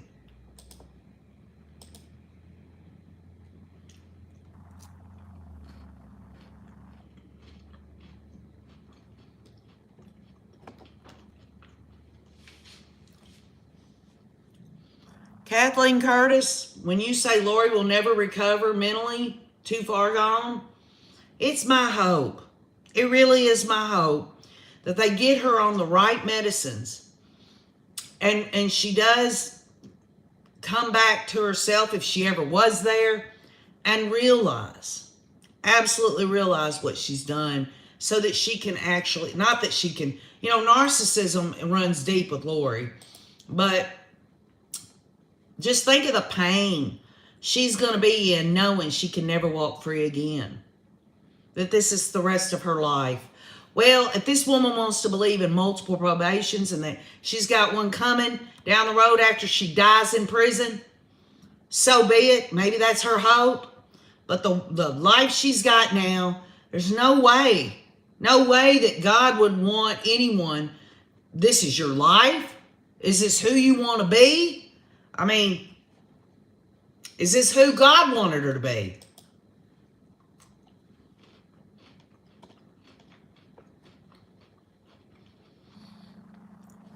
Detective Stubbs now is talking about the Lolly Time email account.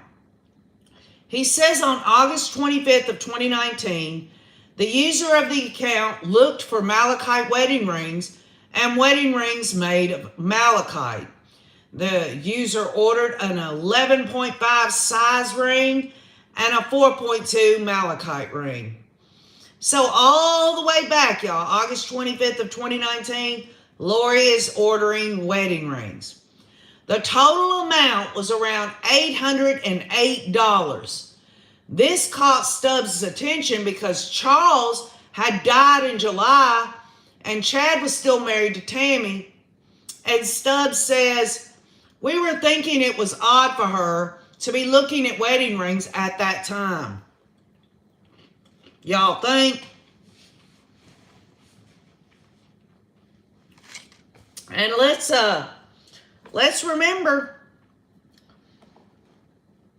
not that we can believe every damn thing that comes out of these casting witches, you know, like Serena Sharp, Christina Atwood, Nicole Earle, Melanie Gibbs, Zulema, talking about when Melanie Pulaski joined their group and was doing castings, she was the Malachite woman. Give me a break. These people are pathetic. Pathetic. On September 30th, that's about a week after JJ's murder, the user searched for possessed and how to remove the rear seat of my Jeep Wrangler. The person then accessed a YouTube video about how to remove the seat from the Jeep. In October, the user of this account looked for wedding dresses in Kauai. What also caught my attention was this was being looked at on the same day as Tammy's funeral, Stubbs says. So we already knew that Lori was deeply involved with the attempt on Brandon's life because we've got the storage unit video with her and Alex at one time bringing in the Jeep seat and the tire. Then you got Lori and Chad taking it back out again right there, October 2nd and 3rd. And this goes back again to why couldn't Arizona charge Chad Daybell in conspiracy to commit murder on Brandon Boudreaux. It sucks. It's not fair. But besides that, y'all, have y'all heard anything at all from Arizona that we've got charges out here for the attempt on Brandon's life? It hadn't happened, y'all. It hasn't happened. You got that conspiracy to commit murder on Lori for Charles Vallow, but also, I don't know if they're going to bring this out, and it's not meant to be a spoiler to y'all, but we also know that as we're looking here, the wedding dresses in Kauai was Googled basically on the day of Tammy's funeral. Y'all also got Lori and Chad talking on the day of Tammy's funeral. And it's just absolutely disgusting. Disgusting.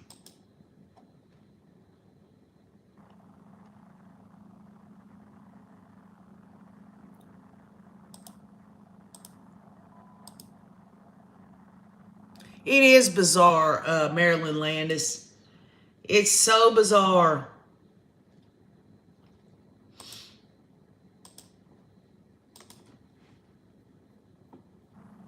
I mean, just when you think you cannot believe that human beings can act like this, I've been proven wrong. Y'all listen to this. Rachel Smith asked Stubbs if there were any searches for travel plans. On October 9th, he found a search for travel to Missouri. This was the day Tammy was reportedly being shot at while outside her home. Lori and Melanie Pulaski, y'all, traveled to Missouri to an LDS church history site. Yeah, they had to make sure to be away so it wouldn't look like they knew what was going on, and you know it and I know it, y'all. Lori and Melanie Pulaski was going up to Missouri. They were probably talking, yeah, Brandon's going to be taken out, and we're going to get his insurance because we didn't get Charles's. Make no mistake, y'all, Melanie Pulaski was going to share that insurance policy with the cult. That's how it always happens. They struck out with Charles Vallow. Now we've got another chance at an insurance lottery here.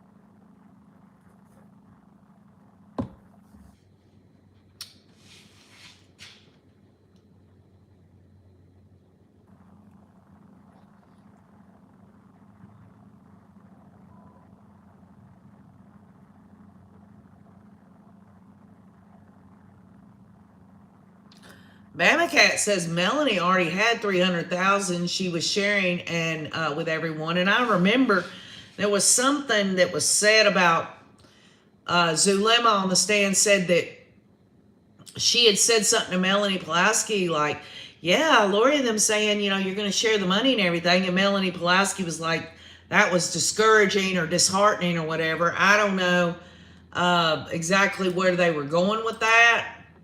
But make no mistake, Melanie Pulaski loved her Aunt Lori, wanted to be just like her. She was the Malachite woman. She had her place. She left her kids behind. But then when she realized that Lori and Chad took off, she knew she had to get back her bread and butter. Not only that, if she had custody of her children, it wouldn't make her look so dangerous, don't you know?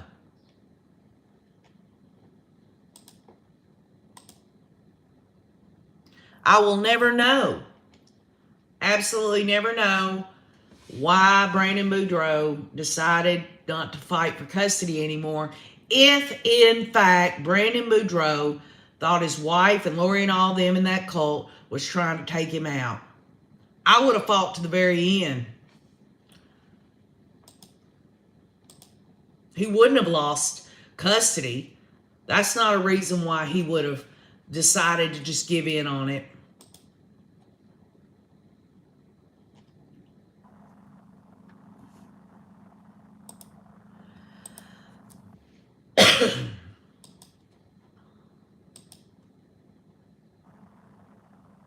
Beverly says there was a hit list. I'm sure there was. And that hit list was disguised as, oh, the dark Canes, the dark people. We gotta get rid of them. It's so interesting that these dark people either stood in the way of them getting their money, or they were afraid these dark people would rat their asses out.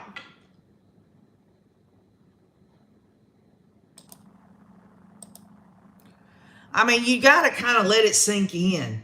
If Lori really believed that she was on this special mission, that she was the queen of the 144,000, and that her and Chad were the leaders of the firstborn and everything. So, I mean, when you're murdering people and killing people, is that your foundation? I mean, is that the foundation of your mission? I mean, I don't give a damn if Lori thought this really wasn't murder, this was really a compassionate way to allow my children to move on to another planet, or, you know, get that evil demon out of there and that demon can't come back and get someone else. Give me a break, y'all. Rachel Smith asked Stubbs if police had obtained Chad and Lori's wedding photos. He says they have, and Smith asked to admit several exhibits. And y'all remember those wedding photos, y'all. When you look at them, they look like they're on some kind, like they've smoked a big old hooter. Like they've been smoking on some dubage. Or maybe maybe they're taking a Molly, or you know, maybe they got some Spanish fly going. They're on that damn beach. They look like they're high as a kite. And some people say, oh, KJ, they were just so joyous and happy. How could anybody look that joyous knowing that two children were in Chad Daybell's backyard, knowing that Tammy died of asphyxiation, knowing that Charles was murdered? And these people are on a beach with nobody besides the one marrying them, dressed like they're, I don't know, dressed like they're angelic, you know, all white. Then you got the stupid ukulele and the lays and all of this. You gotta wonder. You got to wonder, because at one point during their marriage ceremony, Chad and Lori walked away from the man that was marrying them and did some special vows between each other. Can you imagine? It's disgusting what they were probably saying. Not to mention just the mere thought of their honeymoon night after they'd already tried out the damn, they tried it on for size several times before getting married. It's disgusting.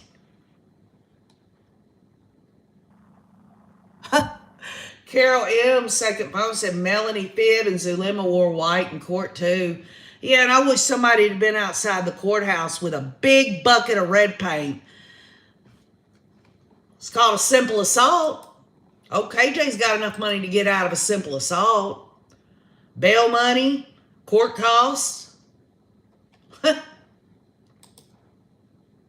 All of them have blood on their hands. John Shepard says Lori was probably very happy she'd won the lottery.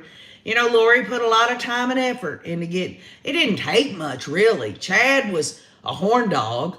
Soon as she met him, you know, there's a history of Chad being flirty with other women.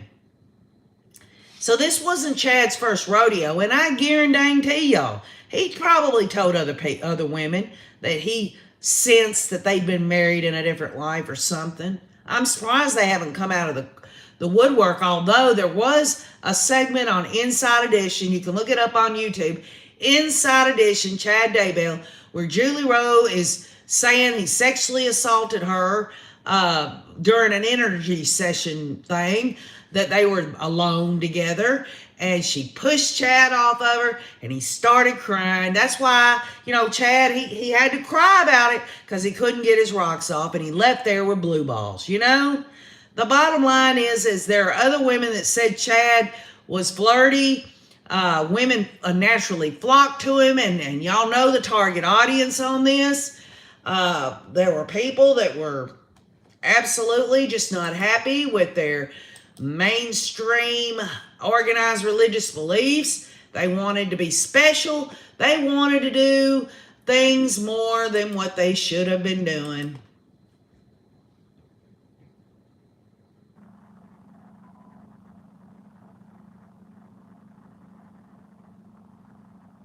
Right, Miss Rally Mononymous or whatever. Chad's pickup line. We've been married in a different life. He wanted to make sure Lori knew they had had sex millions of times because they'd been married 4 or 5 times. He wanted Lori as comfortable as possible when he pulled out his little itty bitty gherkin pickle.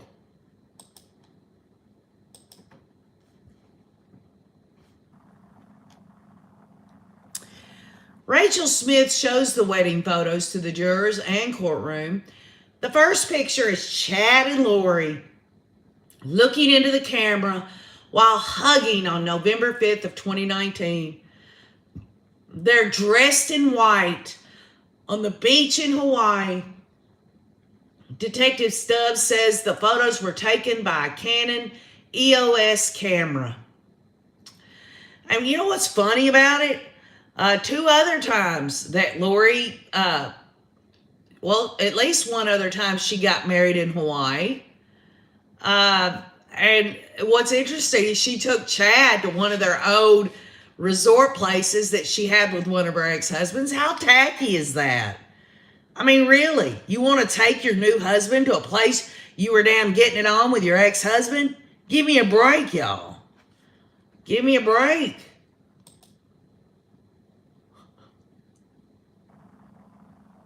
Language of Horses says, big dummies.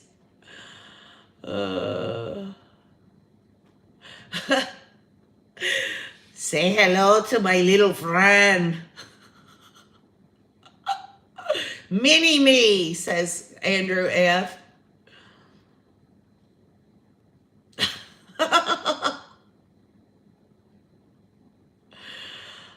Kristen 09, obviously, whoever married them, there's no way they could have known this.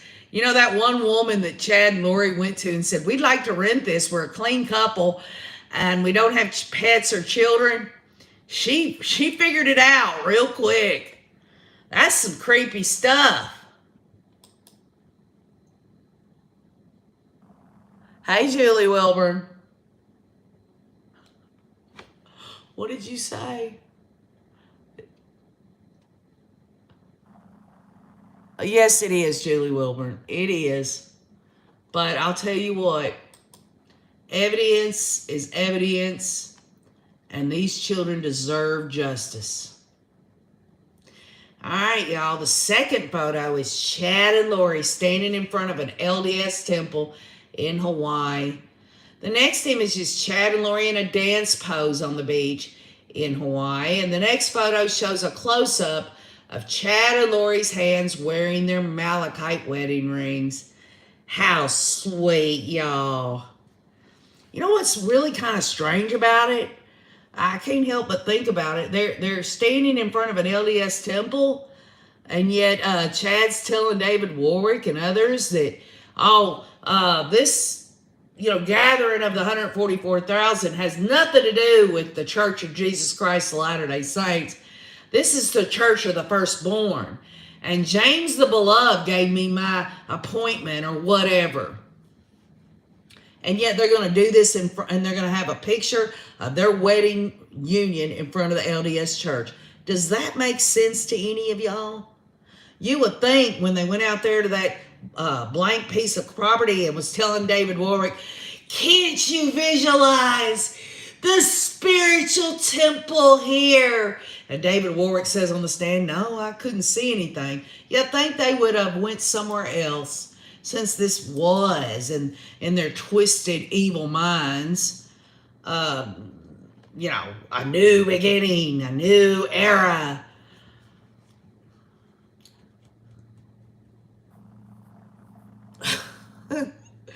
The next image is Chad and Lori gazing into each other's eyes on the beach. The next image is a photo of their wedding with the preacher who conducted the ceremony. The next photo shows Chad playing a ukulele while Lori does a Hawaiian dance. And I'll tell you what, they should take that ukulele of Chad's and shove it so far up his ass, it winks at him. Both are wearing leis. The final image shows Chad holding Lori in his arms while they kiss, and the ocean is in the background. And let's just keep this in mind as they're taking these photos, y'all. Those children are dead in the ground in Chad Daybell's backyard. And Lori knows good and damn well where they are. She knows where they're at. She's keeping them safe, don't you know? She's keeping them safe from anyone being able to say, y'all murdered them and you're going to prison. That's what safe meant to Lori. It's disgusting, isn't it, McJett? And Roxy and Just Looking. These people are disgusting. And Chrissy Christyle said, right. Y'all seen the photos. These two people ain't got a care in the world. How horrific to Chad's kids, says Denise Detilio.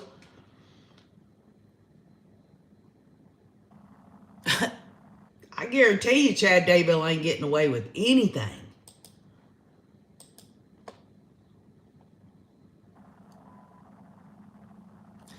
While viewing these images in the courtroom, Lori Daybell did not have much of a reaction. She looked at the photos and did not turn away. Smith has no further questions. John Thomas will cross-examine Stubbs. Right, CIM. Hey, Daily Book Dose. Fiona, Lisa, John says, and Lori feels nothing for being with the man who physically killed her kids. John Shepard, this is a great point.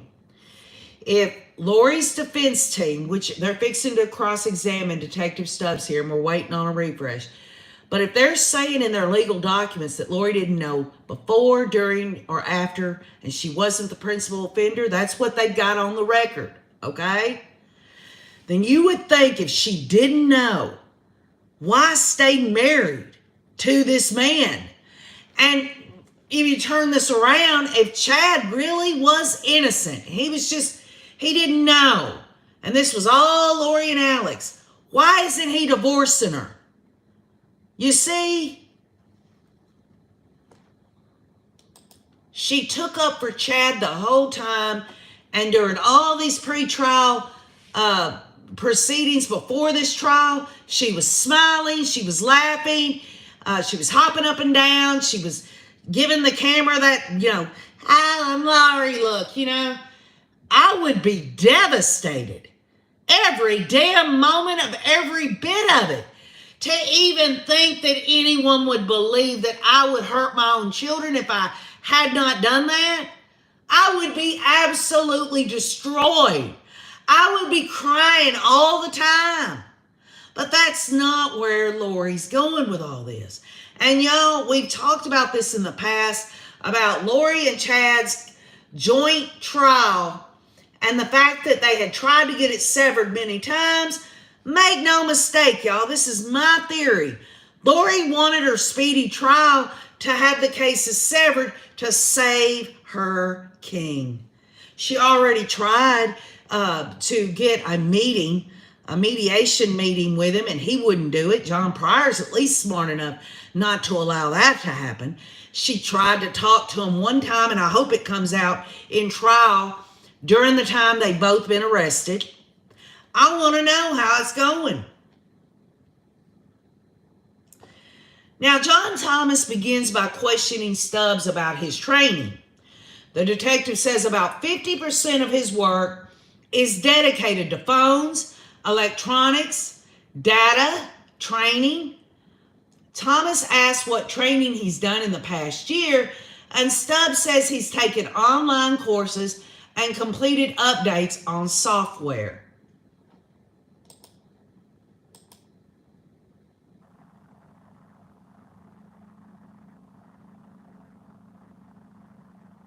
Yes, Roxy. If you look up what the Malachite stone is supposed to be, you're exactly on point on that. Hey, Valerie Moore. Marilyn Pastor thinks Melanie Pulaski may have been driving that Jeep. I don't know that we'll ever know that. I know they went in there. They found gunshot residue in the back where the window had come up. They found Alex's DNA in there.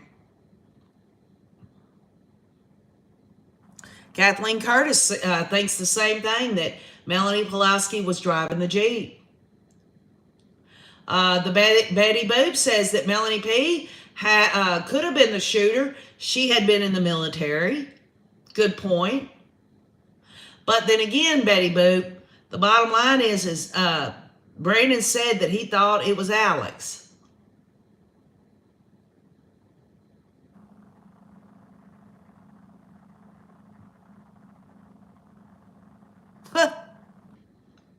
Kim Richardson. That's funny. Turn that ukulele into a banjo and Bubba in a wife, into a wife beater standing in a dark cell. The new version of Deliverance, don't y'all know?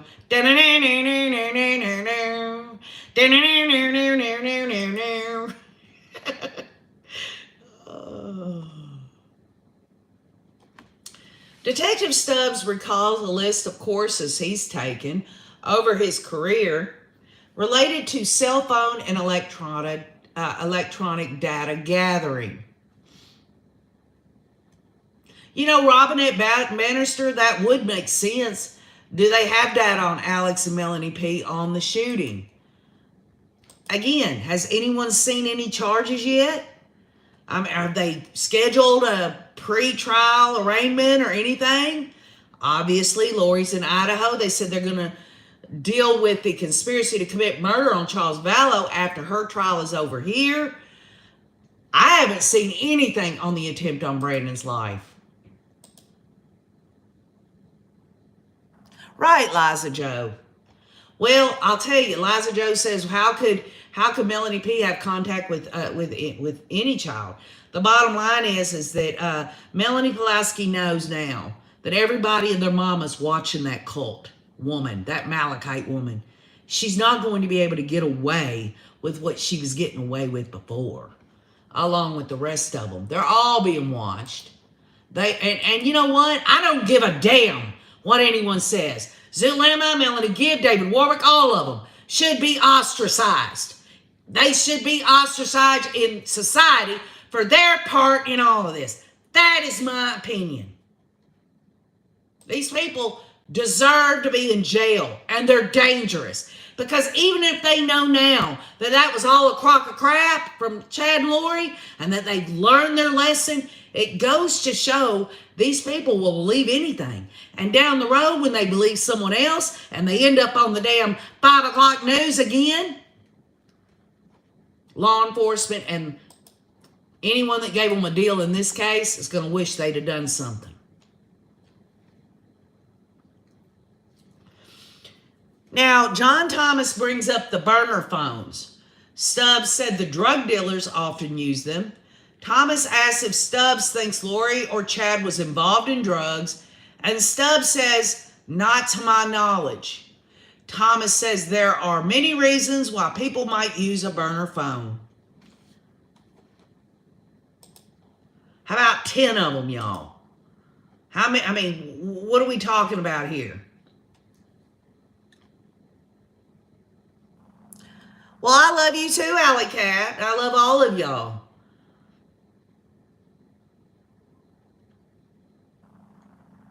Kathleen Curtis thinks that Lori will be a dance instructor in a maximum security. I'm not going to say the end of that, Kathleen Curtis.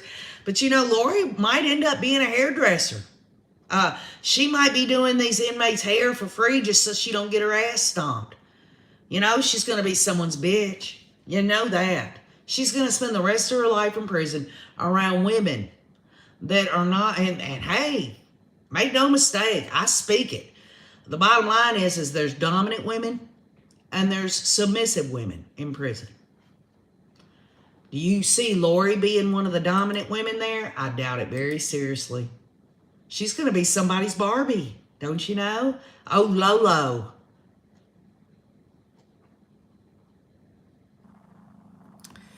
Now, John Thomas is now asking about the wind search that Chad Daybell did on his computer.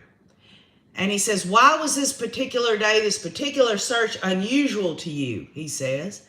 And Stubbs responds, because the user of this account was looking for the wind on this particular date and time. And Detective Stubbs says the user never looked up wind conditions or speeds ever again. And you know what? Stubbs should look Lori straight in the face as he's on that stand and say, your daughter was chopped up and burned up. That's what he should say. Because Lori, she's not going to see what happened to Tylee and JJ. She gets to turn away from that, don't you know? So they need to remind her. And if they can get a little descriptive about it, she deserves to hear it. I hate it for the other victims' family members, but if Lori's not going to look at her handiwork, they need to damn explain it to her.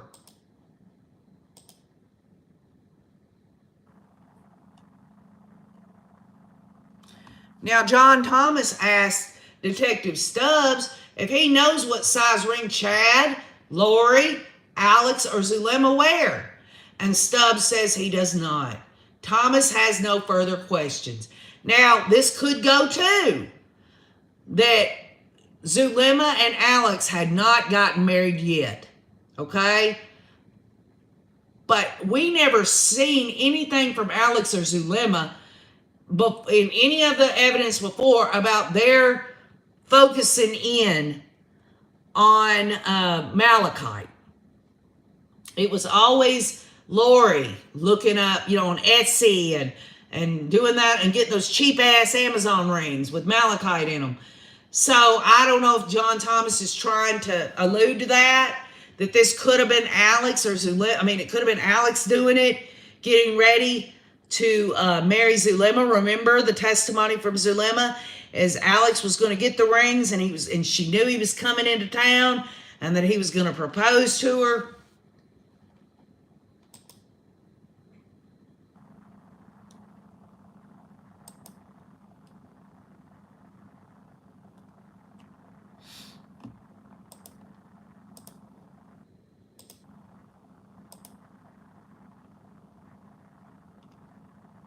Okay, and just to let the Rays on here know, I've been looking at Krisha K. Easton's Twitter account. She has not been tweeting for about an hour now. I believe her take on all this is a hell of a lot more important.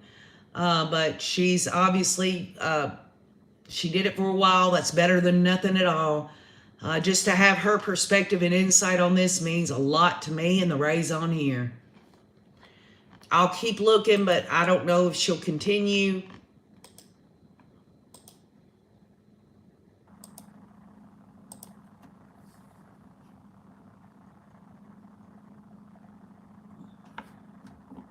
Beverly, there is no way that a juror could think that, I mean, I could see Lori going on the stand and saying, well, me and Tylee got into it, and Tylee hit her head, and it killed her, and we got so scared about the whole thing.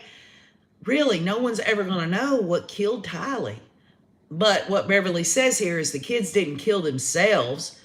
And if this had happened, I mean, common sense says if this had been Tylee was in an accident and died and they just got scared, the bottom line is they could have called 911. But that still does not account for two separate dates of Tylee and JJ's murders. If this would have been one fell swoop on September 8th and 9th, they killed Tylee and JJ at the same time, maybe they could have gotten some kind of reasonable doubt that maybe something had happened, or maybe Tylee drugged JJ and herself and we were just didn't want anyone to know because it was so sad. I mean, they could have come up with anything. Y'all know these evil, diabolical people will do anything to wiggle out of their involvement. It's like demons in a corner. They're trapped, y'all. They're trapped. They can't get away. Just as Crowby Ryan said to his mother on that jail phone call, you can't run from anymore. You can't lie to me anymore. All of these things that they use to their advantage in doing evil, they can't do it anymore. Now, Rachel Smith had some brief redirect for Stubbs. She asked him to clarify some of his training and then asked if burner phones are used by people who are trying to hide their behavior. And he says yes. And Smith says, are they commonly used by people who are trying to hide their relationships from other people in their lives? And Stubbs responds, in my experience, yes. So if there are people on here with several burner phones, I'm not sitting here saying, and I'm sure he's not saying, that that is a blanket statement for everyone that's got several burner phones.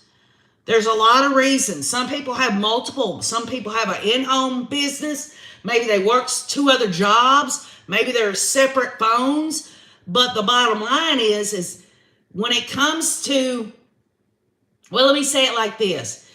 Not everybody who has multiple burner phones are criminals, but all criminals have multiple burner phones. Wouldn't you think? I mean, if that, not all of them, but in the situations where the evidence is in on that. Does that make sense?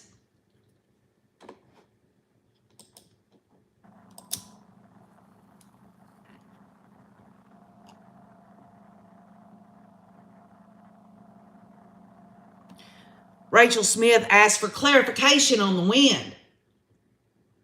She has no further questions, and Thomas has one more question. Thomas says, did you ever see anything from Lori saying, I'm going to kill the kids. Let's kill the kids. Kill the kids. Stubbs says no to all those questions. And a juror's got to know that these people are not going to come right out and say what they're going to do. But that tells you everything you need to know. John Thomas is confirming, y'all. There are no text messages where Lori says, I'm going to kill the kids. Okay? Thomas says, based on anything you've seen, is there anything in there where Lori has texted or emailed any type of data that says anything about wanting to kill her children? And Stubbs says no. she doesn't have to. She doesn't have to say anything in text messages about that. She don't have to. And a juror's going to say, it don't make a damn bit of difference whether this woman said, I want to kill my kids in text messages. The fact is, she had 2 children, and they just disappear, and she acts the way she does afterwards. Give me a break. Give me a break.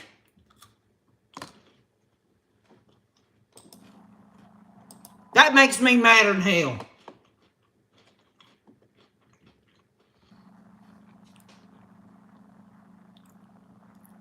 Can y'all believe that? I guess it's his job, right? Boyce asks if Stubbs will be recalled to testify, and Smith says he may be, so the detective remains under subpoena. The next witness called, y'all, is Nicole Heidman. Lindsay Blake will question Heidman. Heidman works for the FBI. And, this is a woman FBI agent. And they're damn badass, y'all. I don't care what concentration in the FBI this woman is from. These FBI, if you're a Federal Bureau of Investigation agents, this woman's going to come in there, and Lori's going to wish she knew what a real woman she could have been in her life had she damn not went down this crazy-ass road.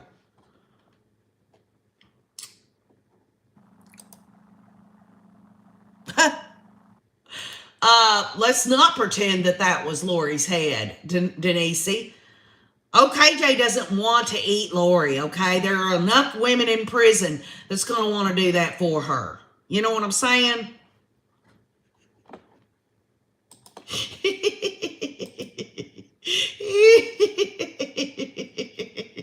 I'm sorry, I shouldn't have said that. I shouldn't have said it. It just come flying out. I've been eating this sugary Kit Kat, okay? Roxy says I feel faint. Okay, all right. We're fixing to go with this woman FBI agent, y'all. Let's change the subject. Now, this FBI agent woman named Heidman says she was asked to review some Google searches on Chad Daybell's Gmail account and the Lolly Time account. Blake asks to admit a PowerPoint presentation. Paisley dreams.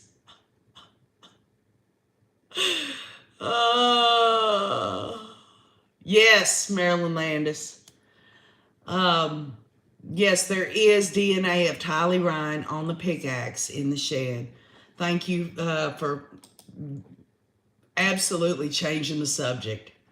Because KJ, I should be ashamed of myself, don't y'all think? So there's going to be a PowerPoint presentation. It's called a demonstrative exhibit. And what it is, it's there to aid the jurors.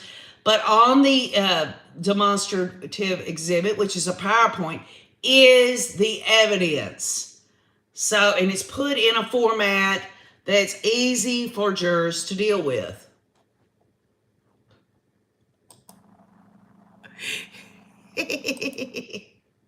I'm sorry. I gotta get straightened out now. There are people on here that don't want to hear that. The Rays, y'all know how I get, but I don't want to be too offensive. But I'm just warning all of y'all. Sometimes I can't control myself. It's so sad, really. I think, what was it, a week ago or something, someone had left a comment and said, I've watched this. I watched it all the way to the end. I don't care much for the yelling and screaming. And I thought to myself, well, this is a newbie. Because, I've always been, I guess what you call loud.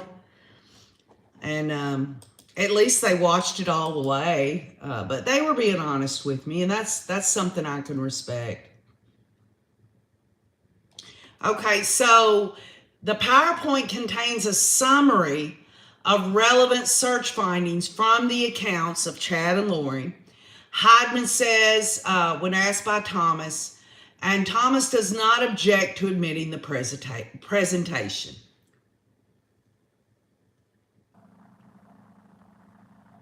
Right, dodging bullets. I think the reason why, and I think some people don't understand this, but me and a bunch of Rays on here, we've been together for over 2 years. We've kind of figured out that it was never about making light of this case or making fun of this case. It was about having to deal with such terrible, tragic nature of this case that a way to kind of filter through that. KJ sometimes does these little skits or things it's not meant to, make fun of the case, but I will make fun of these cult members. It is what it is. It's just what it is, and so I don't want anyone who's new on here to think I am making light of things, but ultimately it does matter to me what the Rays think, and they know me, and they know I've met with victims' family members in person and spent time with their families. They understand how serious I've taken this case and how much of a commitment not only Wayne and I have made, but the Rays on here as well.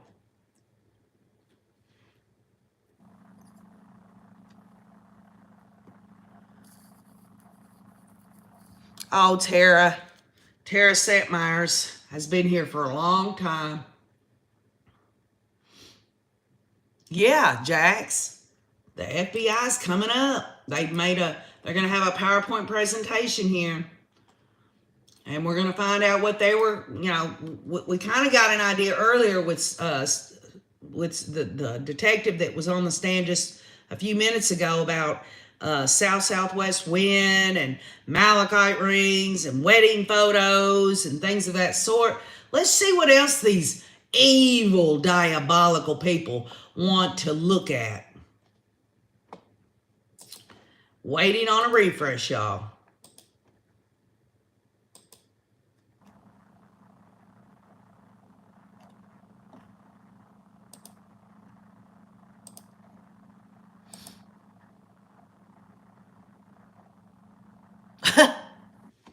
Well, I love you too, little bronze. Yeah, right, CIM. Corn nuts and Kit Kats, yum. I didn't want to torture y'all too much because, I get into fried chicken and dumplings, country fried steak with gravy, all things like, I didn't want to get on here and torture anybody. So I've kind of got it down to Red Bull and snacks here. And by the way, I only have one 8.4 ounce Red Bull a day, maybe 2, depending on how wrung out I am. Some people think those are unhealthy. Well, unless you're getting vegetables out of a garden and fruits and grains, and you're having, anything you get in this day and time, there ain't much healthiness in a lot of the foods anyway, so. Hello, American Pie. Hey there, Mark McGarry.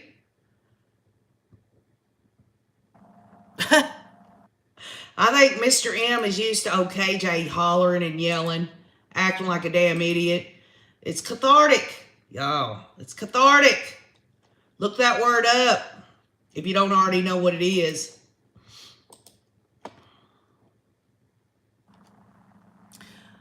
So we're still waiting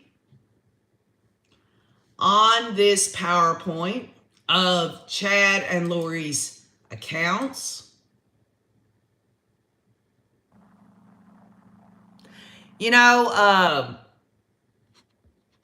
Sadie, when they brought out in testimony that Zulema was told that she was raped and murdered and dismembered at 14 years of age,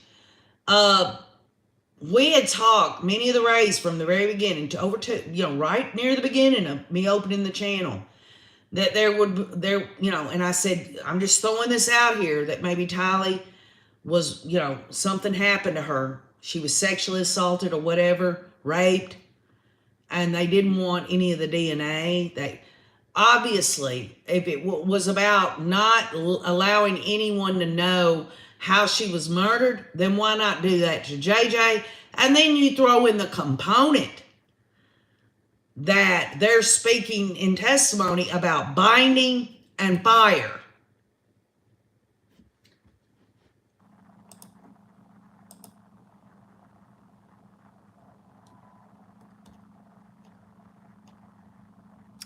All right, y'all. Y'all ready for the presentation? The first slide of the presentation shows search activity in chad.daybell@gmail.com email account from October 1st of 2018 through November 28th of 2019.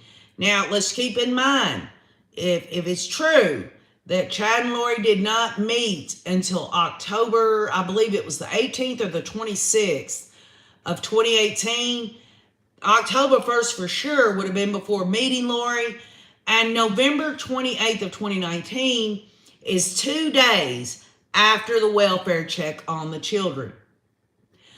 On January 31st of 2019, the user searched Ned Schneider, Louisiana obituary, 1997. And y'all know that has to be Chad Daybell that did that. This was his Gmail account. The PowerPoint contains a summary of relevant search findings. Remember that. On March the 3rd of 2019, the user searched June 26 star sign. Are Cancer and Leo compatible? May the 4th sign. Where is DJ Norman when you need him? Now, that's not what it says, but DJ Norman would really understand this stuff. May 4th sign, Taurus and Leo compatible. And I'm not talking about the horoscope signs, but these dates, because DJ Norman is a numbers person. On May the 5th of 2019, the user searched malachite, eBay malachite jewelry, and on June the 1st, 2019, the user searched for Hiplos. So let's stop there for a minute. We can plainly see that Chad is going on his computer trying to figure out, well, are we compatible? And he's doing it in the lens of horoscopes. I didn't know that was something that he believed all kind of crazy stuff. And I'm not saying horoscopes are crazy. I'm just saying you take all this stuff. I myself do not believe in horoscopes, okay? But again, other people do, and I'm not saying other people are wrong. I'm just saying, for me, I don't believe in horoscopes. And then when it talks about malachite and malachite jewelry, you can see that this must have been Chad beginning this concept of malachite, the introduction of it, or maybe he's looking it up because Lori's mentioned it to him. That's one other option. And then also he talks about Hiplos. So not only is he talking about Ned Schneider in January of 19, by June, he's looking at Hiplos. Now, I remember us discussing that Zulema culturally was from a different country or whatever, and that perhaps she's the one that introduced this Hiplos or this Eblos. I'm not saying that Chad come up with this stuff off the top of his head. Zulema was talking to him on the phone all the time or texting him. But in my opinion, this situation with Hiplos, Ned Schneider, and malachite, I believe came from Chad Daybell. Other people might disagree with that. Okay, 2 days, y'all, before Charles's murder, the user searched when you surprise someone with accusations. I'm going to have that sink in, y'all. On September 28th, which was 4 to 5 days after JJ was murdered, the user searched south-southwest wind. What is the definition of south-southwest wind? Now, that don't make sense, y'all, unless Nate's made an error here, because September 28th of 2019 is after Tylee and JJ are dead. I always thought the south-southwest wind and its definition of its direction was before they decided to burn up Tylee's body. So if this is correct, this is something new, y'all. Maybe they had to burn up evidence of anything.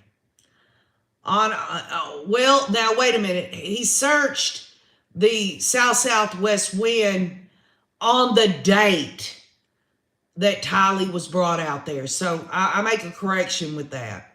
So he's thinking, what was the wind direction during the time that Alex brought Tylee out here and him and I chopped her up and burned her? On October 8th of 2019, the user searched for a Rhode Island area code. Now, I wonder what that's about, y'all. I've never heard Rhode Island brought into this case whatsoever.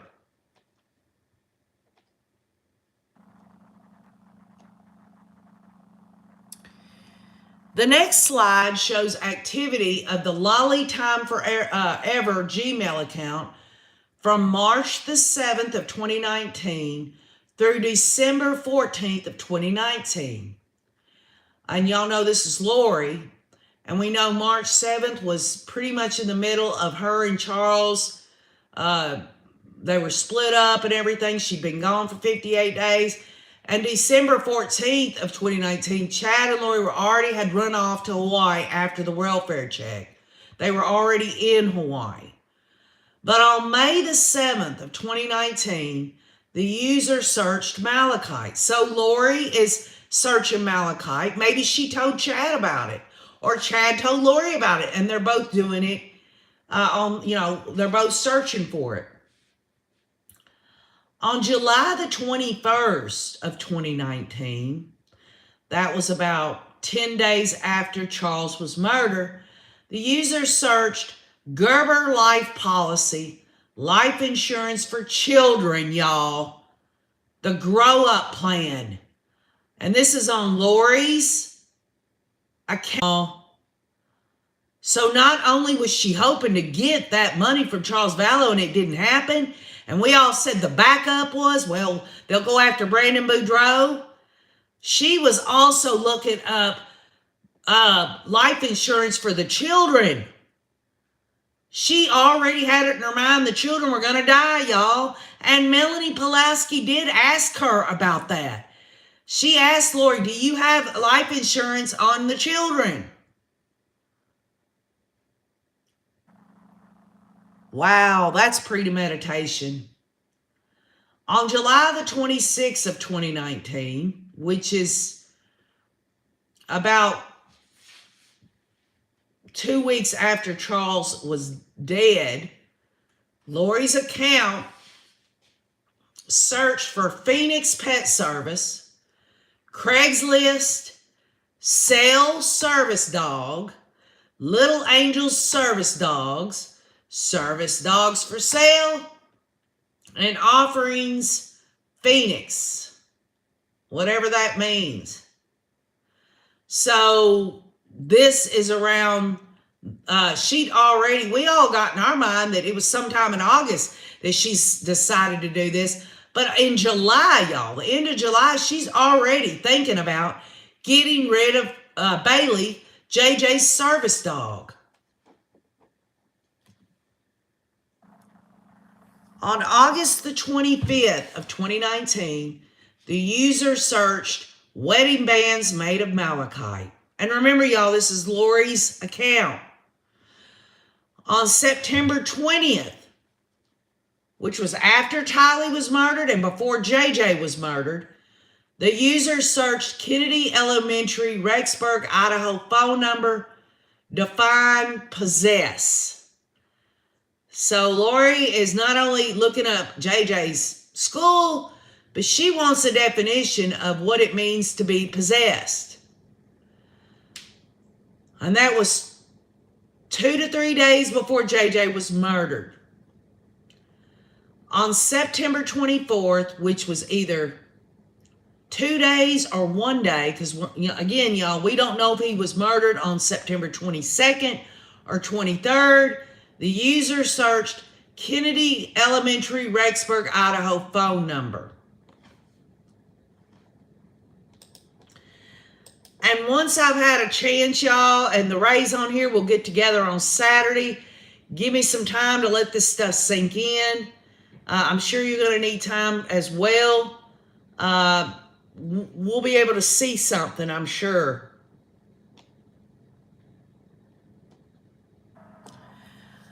On September 30th, which was about a week after JJ was murdered, the user searched how to get the back seat out of a Jeep Wrangler JK rear seat removal, how to DIY on YouTube. On October 2nd, y'all, that was when Brandon Boudreaux was shot at. The user searched Gilbert, Arizona news. And 20 days after that, the user searched wedding dresses in Hawaii. Heidman says she was asked to conduct phone attribution during the investigation. This is when you determine who the primary user of a phone is. She has a PowerPoint presentation with information that Blake asks to be admitted into evidence.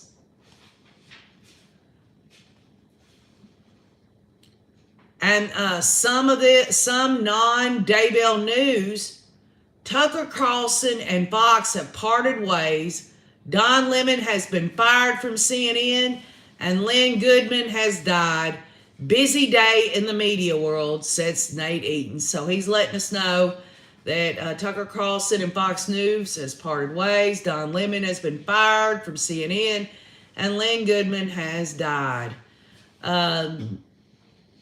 I have no opinion about that. I don't watch these news channels. All they're trying to do is pit everybody against everybody. We have the media that can do a lot of good, and then we have the media that do nothing but make us all depressed and miserable. All they want to do is pit Americans against Americans all the time. This is just my opinion. So Nate Eaton says, back to Daybell. Blake's computer is having technical issues, so another computer is being brought up to show the presentation. Come here and say hi to everybody. Y'all, who's here? KJ's love. Hello, everybody. Mwah. What, you had to come pick up some paperwork? Yeah, drop my trailer out. Okay. Anyway, I love you. You be careful. Have fun today. See you at 12. Have lots of fun. Yeah. Okay. All right.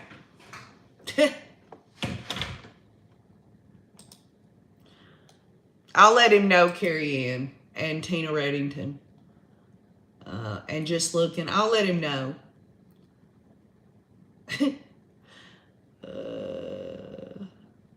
Thank y'all so much for being so kind to my family. That shows me about your character. It shows me that you care. It took a lot. I'd never done this before. It took a lot for me to say, should I even allow my family to, and then here comes along my sons and Wayne. I wanted everyone to understand that if I was willing to share my family, that meant something to me to share it with all of you. So thank you, Rays. I love you all. So Heidman, this FBI agent woman who's on the stand, Says investigators determined Chad Daybell had 9 phone numbers between October of 2018 and January of 2020. There were 3 numbers of interest. Lori's had 6 phone numbers, 3 were of interest, and Alex had 6 phone numbers, and 3 of those were of interest. Thank you, Clumsy Clairvoyance. Thank all of y'all for being Erna Anspich, Cowboy, Fast Draw, Miss E, all of y'all. Y'all make me feel so good in a spiritual way, you know, in a good way. It makes me feel humbled. It makes me feel, actually, y'all make me feel like $1,000,000 that y'all have such wonderful kindness about you that you would even hang out with me. Y'all know how negative I can get. John Pryor, Chad's attorney, is back in the courtroom this morning, and he is taking notes, and he better damn well take notes. John Pryor needs to put on every one of his notes as he sits in this trial of Lori Hussey Daybell, his client's wife. He needs to be putting on those damn notes. We ain't got a snowball's chance in hell. That's what he needs to be writing down.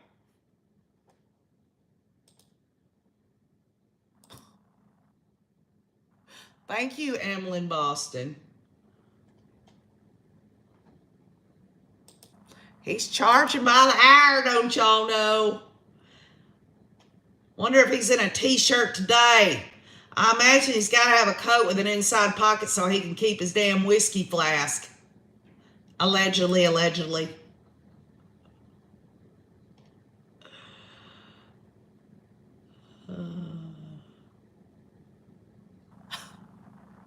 That's true, Gene P. Family is everything.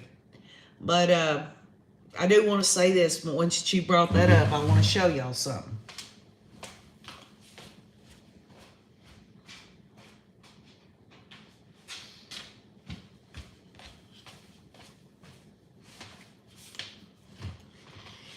It says, family isn't always blood.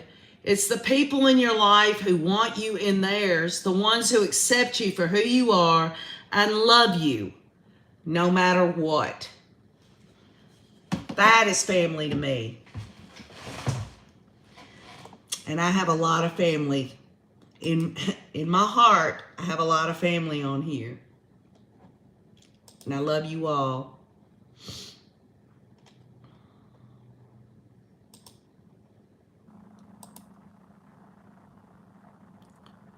Yes, Mom on the case.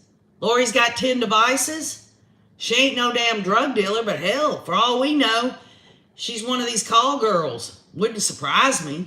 I'm not saying that. I mean, I'm not confirming it. I'm just kind of throwing it out there, don't you know?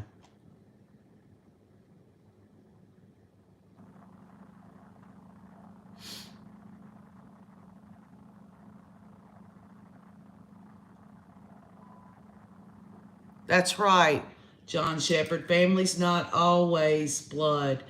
I love you too, Lori.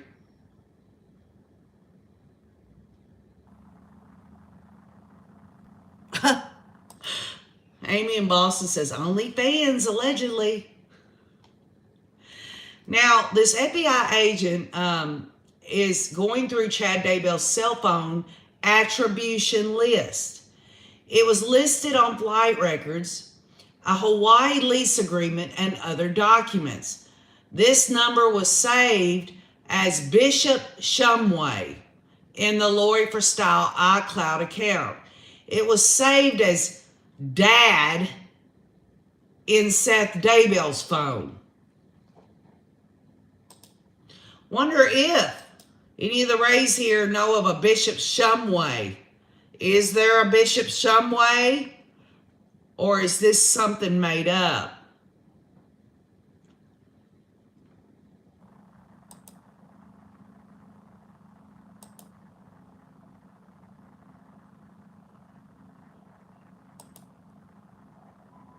Yeah, check that out, Mom on the case. Go see if there is a Bishop Shumway. I'm curious. Because if we can confirm that there isn't anyone, at least that we see on record on Google searches or whatever, then this was a made-up name.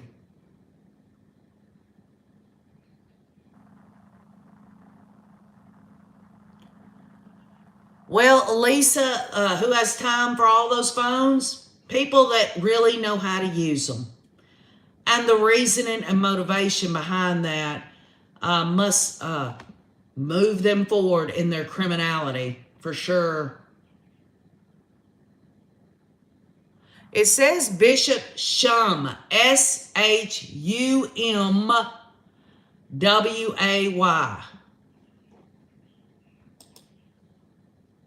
I'm not bashing the bishop. I'm saying I want to know if there is a Bishop Shumway. That's what I want to know. That's one other question that gets answered in the whole mosaic to get justice through understanding.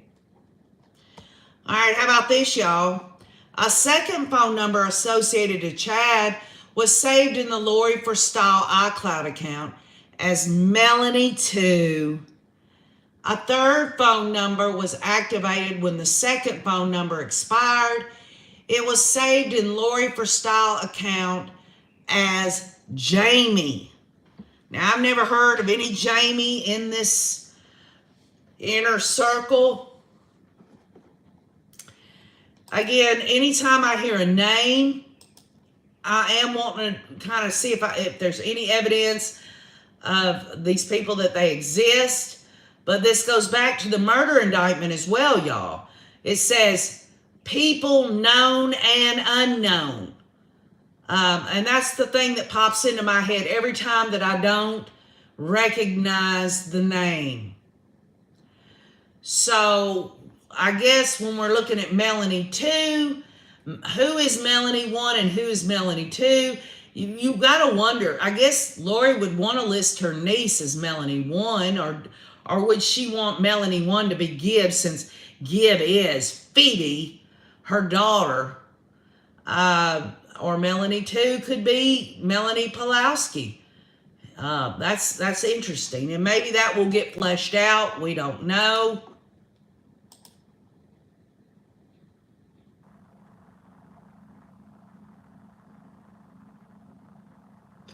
Somebody says, I've had my garage opener code saved on my phone under the name of Gay Raja or something to that effect. And that makes sense. How about this? This kind of makes this a good point, really. Maybe, with all this code talk going on, they were doing it. Maybe it's got something to do with any of that. Who knows? Good point, though.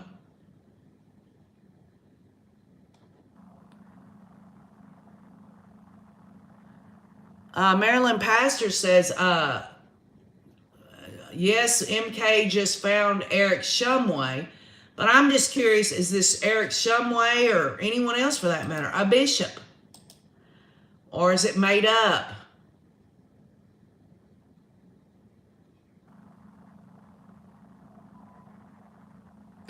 Wow, y'all, listen to this. Eric B. Shumway was the president of BYU Hawaii from 1994 to 2007. In 1968, Shumway became the first bishop of the Hola Second Ward of the Mormon Church. Shumway was born in Holbrook, Arizona. Wow. That's interesting, Sandy. Thank you so much for anyone else that looked it up. Very interesting. We're going to have to add that, y'all, to something we need to definitely look into.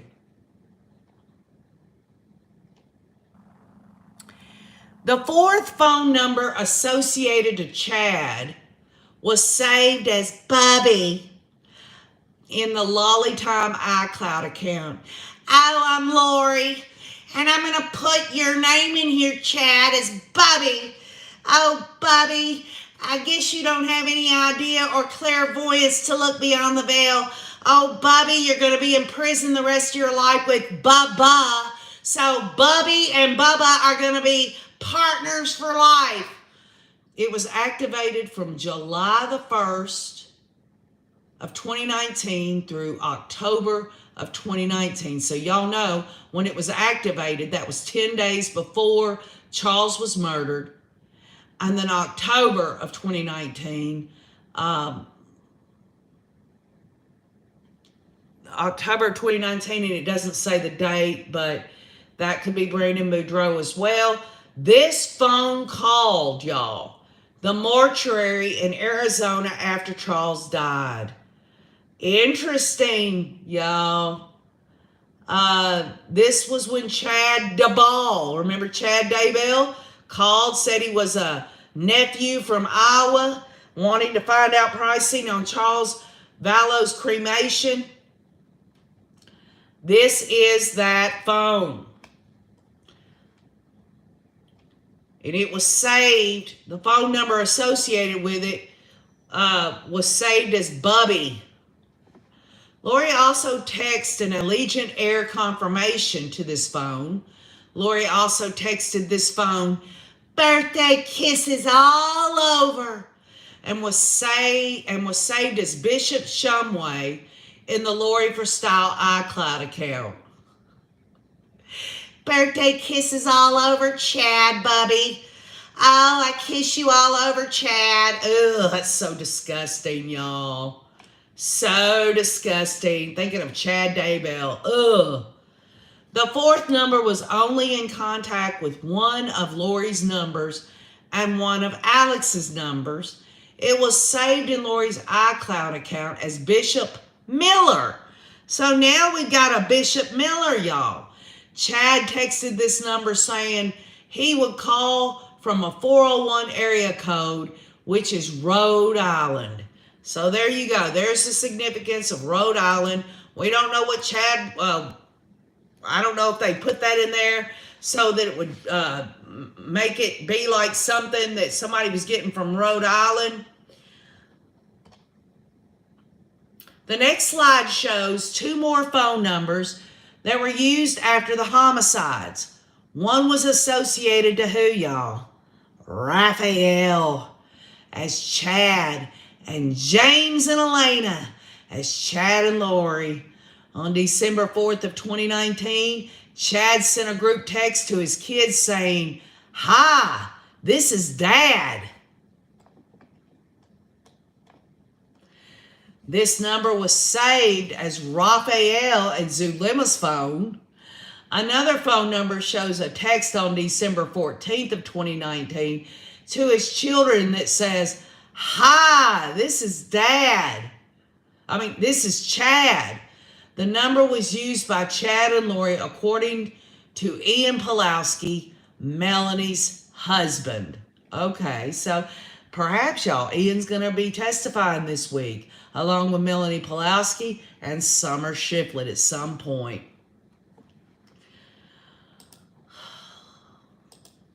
Don't y'all think it's interesting that these people can't go by their regular names? They got to give all these damn code names. They got to give all these different lives they've lived. They're so busy talking their BS about their past lives or what they're going to do in the future that the only thing that they were capable of in the present time was criminality, basically.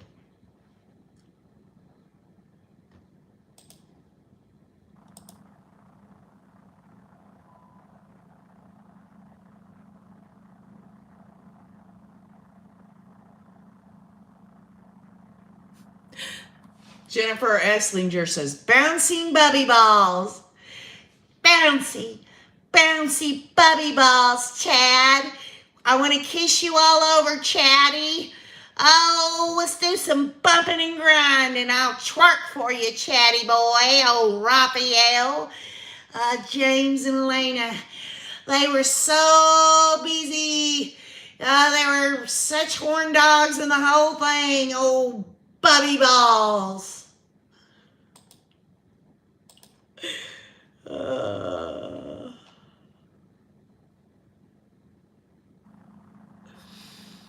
Now this FBI agent Heidman's now showing the cell phones attributed to Lori Vallow.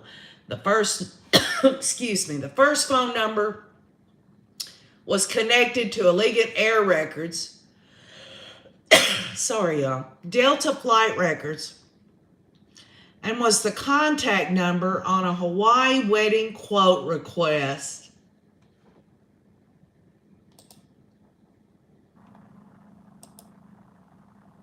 Oh, is she, McJett?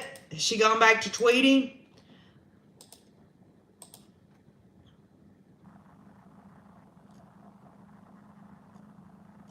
Damn. Huh.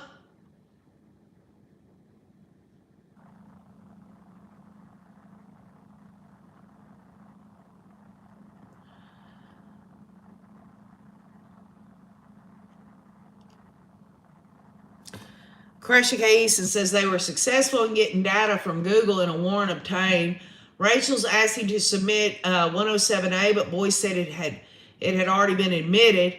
On 3/26 of 19, this was, and y'all, this is a repeat from what Nate's saying, but I want to get it in here in case she adds something else. June 26 star sign are Cancer and Leo's compatible. May 4th sign, Taurus and Leo compatible. And then Crusher says, what the F? Chad Daybell is effing weird. Then on January 28th of 19, Ned Schneider, 1996 death, Louisiana.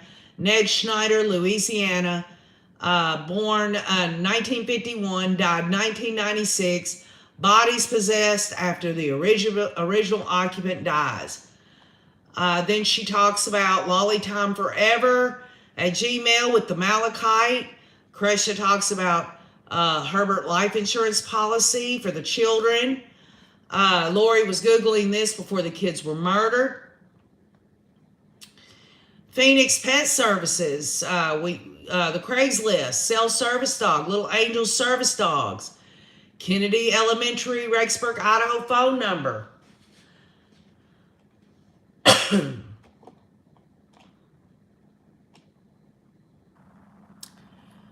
9/30 of 2019, Joe to get how to get the back seat out of the Jeep Wrangler. Gilbert, Arizona News on October the 2nd.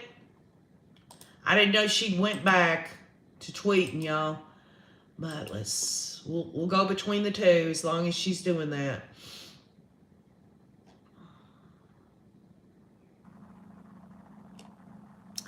The next phone number was subscribed to Lori Vallow from February 4th of 2019 to January 2020. It was associated with 3 of Lori's iCloud Gmail accounts. It was listed as a shipping address in Rexburg for Charles Vallow's Amazon account. It was also listed as a contact number on the Hawaii wedding request.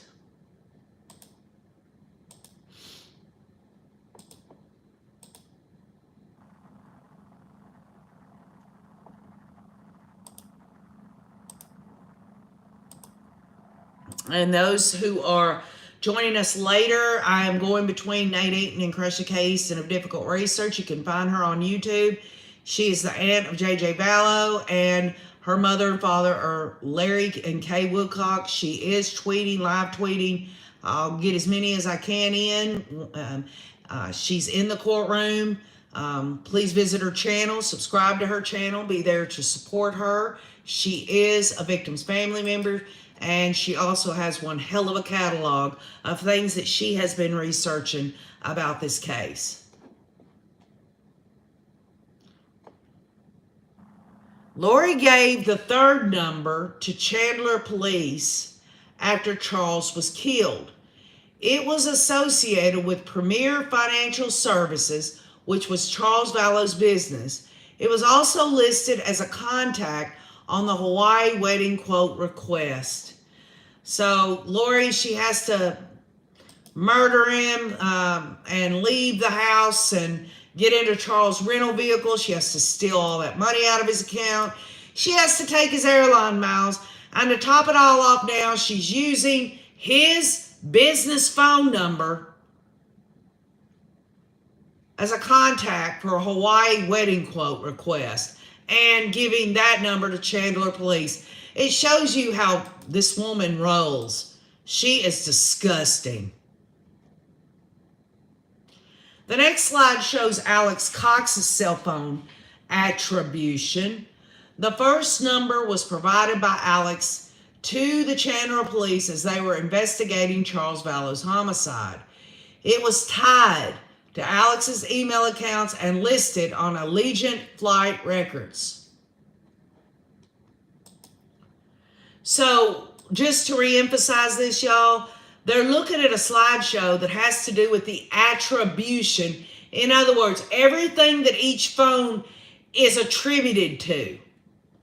They're going to let the jury see this on this demonstrative exhibit in order to aid the jury on basically where was Lori and Chad and Alex, where were they registering this number? When Alex, say for instance, was brought down to the police station after murdering Charles Vallow, they asked him his personal information. He gives a specific phone number. That's the same phone number that that was tied to Alex's email accounts and listed on Allegiant flight records. So Alex felt comfortable giving them a phone number that had to do with his email accounts, and also it would be the same number he would give if he was on Allegiant flight records. But then again, that doesn't necessarily necessarily mean that Alex was taking the flights. As y'all recall, Lori and Alex both were showering Chad with round-trip tickets and all that other crap. So, it could be that Alex took flights, but it also could mean Alex purchased tickets for Chad.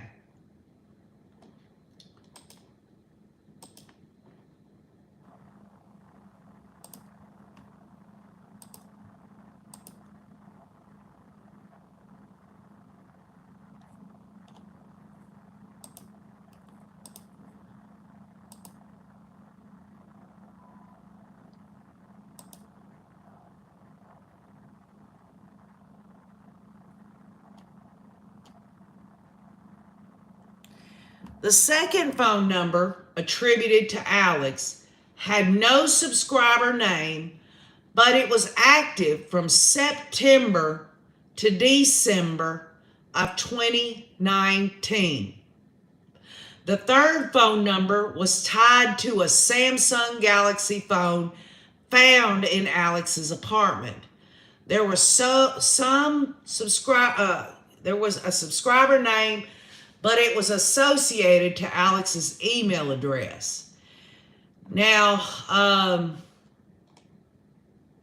that must have, it couldn't have been apartment 107 because it was completely vacant. Are they talking about this was a phone that they found at Lori's apartment that wasn't actually in Lori's name because 107 was in Lori's name and Alex's was 175? Is that what they're talking about? Or are they talking about Alex's, that phone when they did a search warrant on Zulima's? But it says Alex's apartment. So it has to be what they found in apartment 175. Now, here we go, y'all.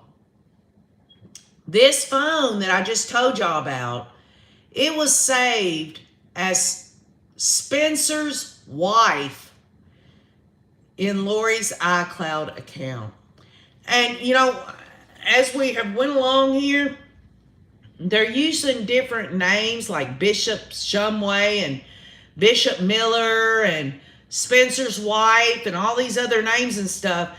These people are diabolical about code words, about hiding things. They are really good at this stuff.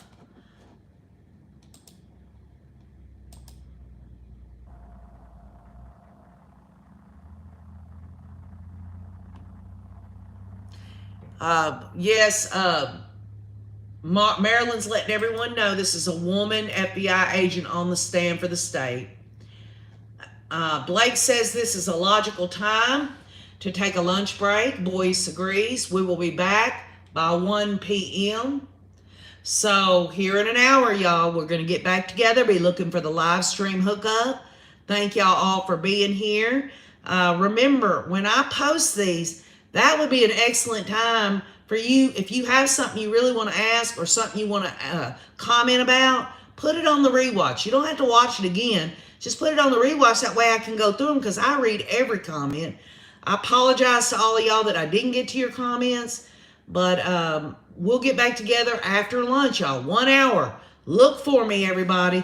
I love you all. We'll see you soon, and keep on looking.